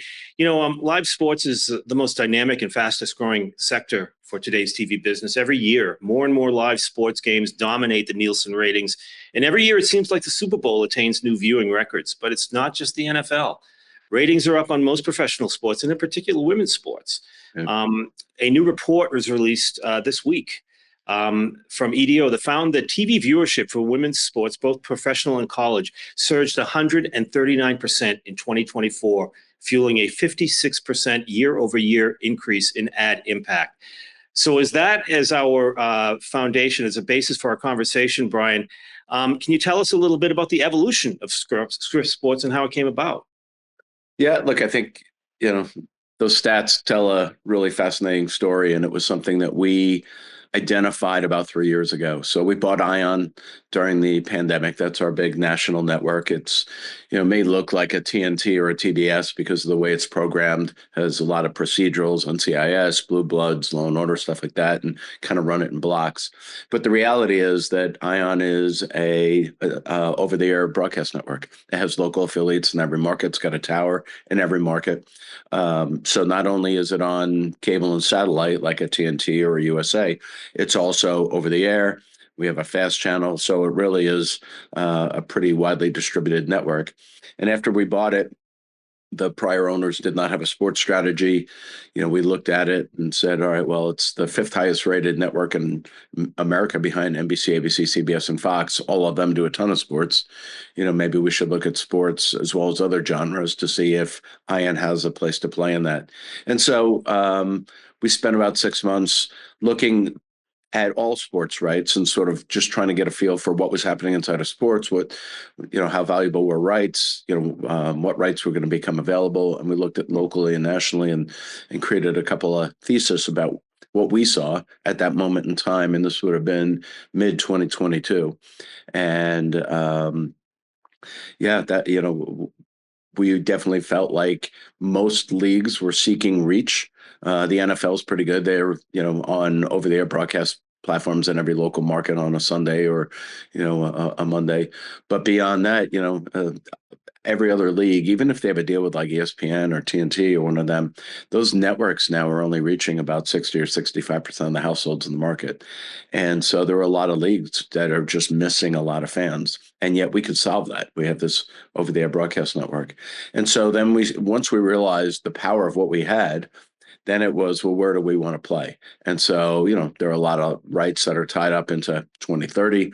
There's a lot of rights that are just, really expensive. And there's, a lot of rights associated with mature leagues that just are sort of growing 1 or 2% a year if they're growing at all. And so we said, we'd like to be part of something. And we felt like we have a platform to be part of a build. And the more we looked, the more we recognized at that point that anytime there was any women's sport seemed to be growing over the year before, College World Series, NCAA gymnastics, the college basketball, Final Four, and WNBA finals. So we recognized that there was just unique interest in all sports, not just a singular one relative to women. But, our thesis and what we told the board of Scripps at that time was it's really hard to be a women's sports fan in America because there's just no consistency. And so it's just, you could find a college basketball game Tuesday at 7 on ESPN2. There's another one on ESPNU Thursday at 9. There's another one Sunday at noon. And you can't follow any team, right? It's just whatever games you get. And so we felt like we had an opportunity to build sort of these franchise blocks where, we did it for the WNBA and then ultimately last year for the NWSL. We blocked out 7 o'clock to midnight for the WNBA every Friday during the season. And we have a national doubleheader. We built studio shows. We did the same thing for the NWSL. And so now games were easy to find. It was easy to follow the league. It was easy to follow players and rivalries. And you didn't need cable and satellite, right? We're a fast channel. We're a over-the-air network. And so making games available to really to little girls to be able to learn the sport, develop a fan, and, attach yourself to a team or a player. I think that worked out really well. And, you spoke to some of the numbers and the growth in women's sports last year. I think it's because, if you build it, they will come.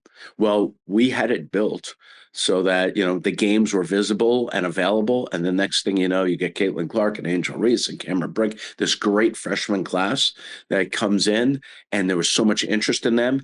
And it was easy to find them. You knew every Friday night you'd be able to find doubleheaders on Ion, and many of those players were playing on a weekly basis. And so I'm really proud of what we've accomplished. We continue to believe that the women's sports space is a great place. I think by now everyone's watched those games and realized there's nothing inferior about a women's basketball game, right? It is fierce. It's competitive. There's trash talking. They're amazing athletes. They shoot and pass better than the men. And so it was really about visibility. And that's the beauty of our broadcast platform, that we can create visibility that nobody else can.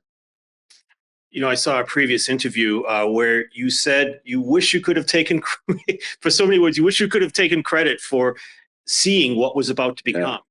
Yeah. And it isn't amazing how, one personality in particular, Caitlin Clark, had such an impact on the WNBA, and I'm sure probably on your ratings. Absolutely.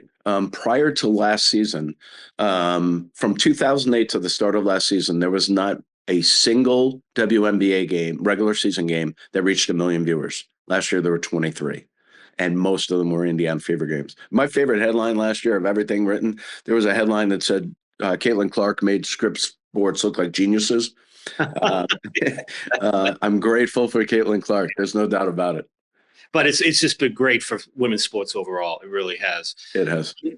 So you guys are not a regional sports network. You're not a ESPN. You're not a Fox Sports. How do you distinguish yourself from those guys? Apart from I guess the fact that you're broadcast. We're a broadcaster. Exactly. Our pitch is very simple, that, the regional sports network was a great business for decades, 30 years. That was the foundation of MLB, NHL, NBA teams in local markets. That was their distribution. And like 10, 15 years ago, it was a great business. It reached 80% of all the households in a market. Today, that number is less than 40. In most markets. And so if you own an NHL team or an NBA team, and your games in your own home market are not available to 60% of the households in your market, you got a bad business model there. Even if, the checks were really good coming from the RSNs, even if the check clears, you have a problem because you're not building any fandom. You're not developing kids. If 60% of households don't have the channel to be able to watch your games, you're doing nothing to build your future fan. And that will ultimately not only affect ratings, but it'll affect, merchandise sales, ticket sales, all that kind of stuff. Sports betting now, people bet on sports when they can watch the sport. They're not going to, bet on a sport if they can't see the game. And so there's lots of revenue streams that all cascade off of reach and being available. And so when we go in, and I think we've figured out, sort of what our business model looks like. We are partners to 3 NHL teams right now: the Florida Panthers, last year Stanley Cup champions, the Vegas Golden Knights, Stanley Cup champions the year before, and the Utah Hockey Club. This is their first year. But, we're their partner in, making these games invisible. You got the last 2 Stanley Cup champions. Their fans deserve to see the best hockey, in the league being played in their markets. And like last year, the Florida Panthers reached 35% of their fans on a season when they were going on to win the Stanley Cup. That doesn't work. And so our pitch is really, significant. Like, in the markets that we're doing business, we have a primary over-the-air TV station. We have a second station, an independent, and we're going to put 70 live NHL games on that second station, make them available, use the primary station, the news and marketing platform to sort of drive viewers to that second station and, help create awareness of the brand and the team. So we really like the formula, and it's worked well. Last year, our Panthers, our Vegas Golden Knights ratings in the first year were double what they had previously done with AT&T Sportsnet. We're about a little over halfway through the Panthers' first season with us. Ratings are up 130%, so more than double what they were a year ago. So, the platform's terrific. And if fans can find the games, that's ultimately the goal. And that's why broadcasters, are so important. And I would just say, and you said early on, like live sports, that's the one thing people watch live. They watch together. It creates a sense of community. Last year in Las Vegas, 43 of the top 100 shows on television were live Golden Knights games.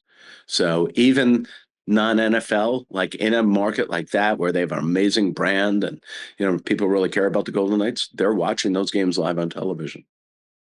I'd like to ask you to comment on the state of sports TV nowadays in regards to, you've got broadcast, you've got cable, you've got the networks, but you also have Silicon Valley now. Yeah.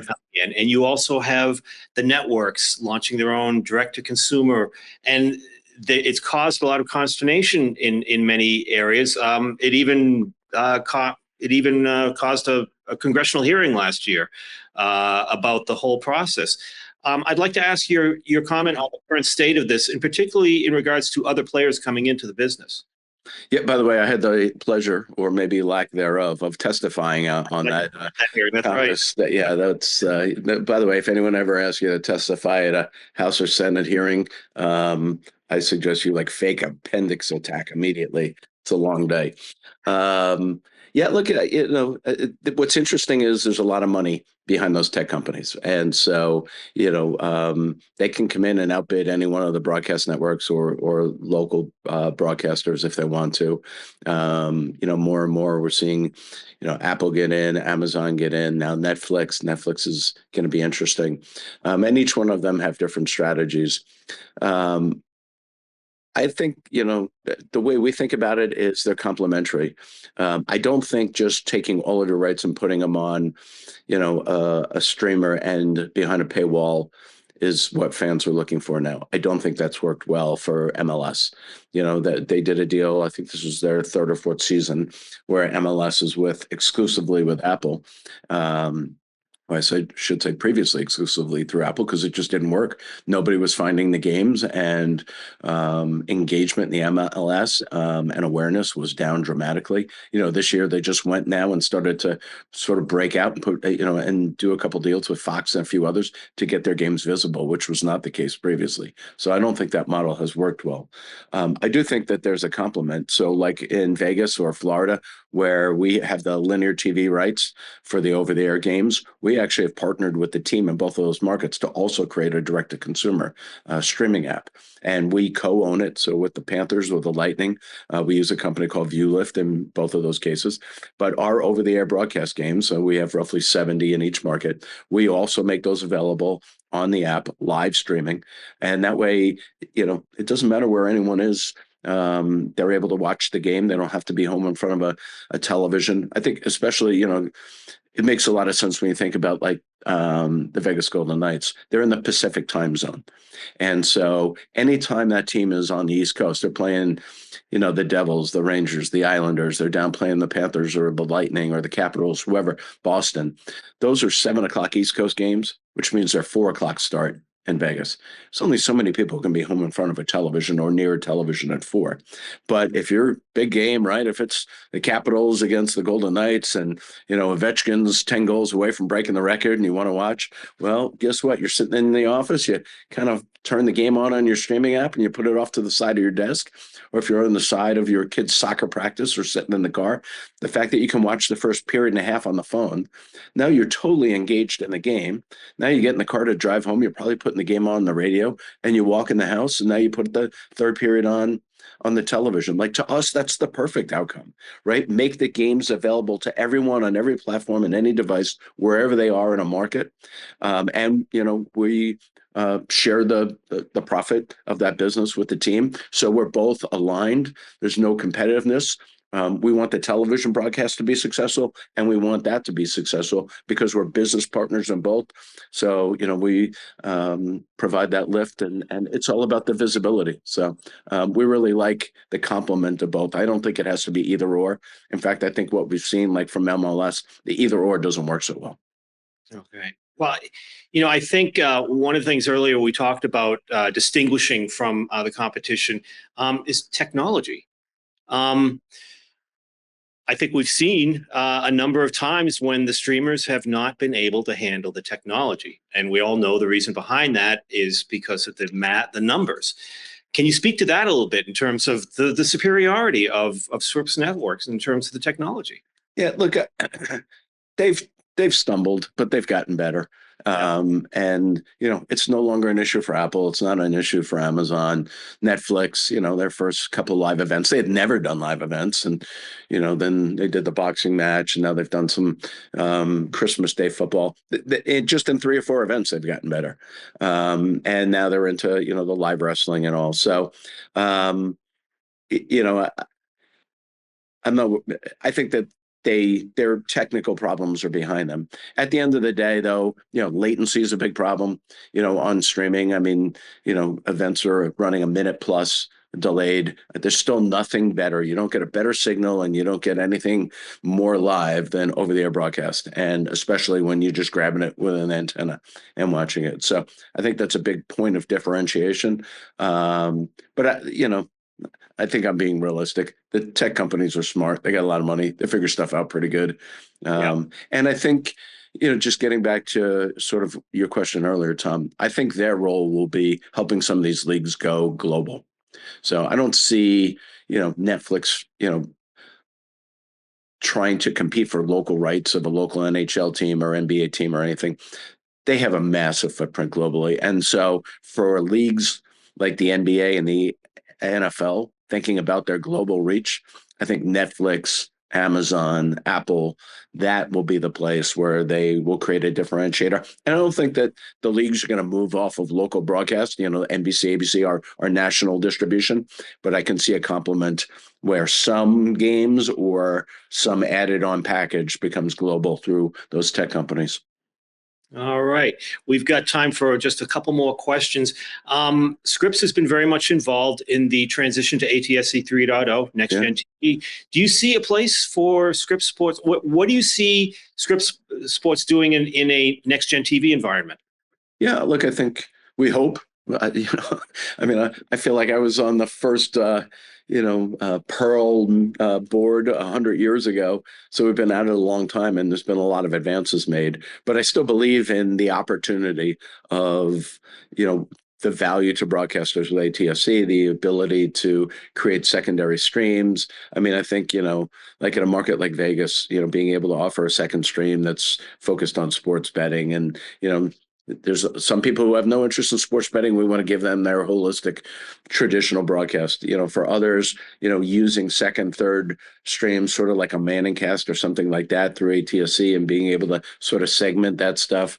I think a lot of the interactivity that will be developed, through the tool. I think sports betting, is sort of the latency for in-game is a problem using, MVPDs and satellite, but it's cared for inside of over-the-air broadcast. I think, Europe, more than 50% of the sports betting happens in-game. That's not the case here in the U.S. because of the latency issues. I think a lot of that gets resolved in an evolution toward ATSC. So we're still hoping it continues the momentum it's had. It's been a long slog. Will we see any 4K HDR? Is that? Yeah, look, sports looks better, amazing in great pictures. And so I think you'll continue to see an evolution toward the best technology for the best presentations of sports. For those of you who haven't been, go check out Cosm, a physical location. There's 2, one in Dallas, one in LA right now. They're building one in Atlanta and Detroit. Incredible sort of sphere, immersive experience you're sitting in a sports bar and you feel like you have the best seats in an arena. Check that out. Some of the new sports, TGL, I went down to see that a couple of weeks ago, and what they're creating in that event. Technology and sports are coming closer together to really create some unique experiences. All right. Well, I want to wrap this up by just asking you about the industry's big gathering next month, the NAB show. I understand you'll be speaking at the show? Yeah, there's a sports panel on Sunday afternoon at 1. I have no idea where it is, but I'm sure that morning I'll be looking in my app to figure out where it is. But I think there's 2 or 3 panels this week focused on sports and technology supporting sports. So, look, you started by saying more and more the biggest viewership opportunities are with sports. Our company's leaning in, many of the others, local broadcasters are, the networks are, and women's sports is a tremendous opportunity. So I'd encourage all of you to, spend a little time looking at some of the innovation around sports. And I think most local broadcast companies are going to continue to double down on sports. It's our biggest differentiator right now. All right. Well, thank you for sharing your insight and your expertise with us, Brian. We really appreciate it. Yeah, good to you. Thank you. I'm Tom Butts, Content Director for TV Tech. We've been speaking with Brian Lawler, the President of Scripps Sports. Thank you for joining us today. And that's a wrap. We appreciate you joining us today for the 2025 Spring TV Tech Leadership Summit and trust that you got a treasure trove of information and insight to help you in your job and give you some perspective on where our industry is headed for those of you heading to Las Vegas next month. Once more, I want to thank our sponsors for helping make the summit possible: AI Media, Appear, and Mediagenics. We thank them for their support. I also want to thank our keynote speakers, Rick Welsh and Brian Lawler, and all of our panelists for sharing their expertise and insight today. And a big shout out also to TV Tech Senior Content Producer George Winslow and TV Tech Contributing Editor Phil Kurz for moderating our panels for today. You guys rock. And just a reminder, if you asked a question during one of the panels and we didn't get back to you today, you'll get an answer for follow-up. And please keep in mind that if you missed any of this or want to inform a friend or colleague about the summit, please know that the event will be available free on demand shortly. Visit tvtech.com for more information and also to sign up for our newsletters. And we love feedback. So if you have suggestions or questions about the summit for that matter, drop us an email at tvtechnology@futurenet.com. For TV Tech, I'm Tom Butts. Again, thank you for joining us for the 2025 Spring TV Tech Leadership Summit. Have a great day.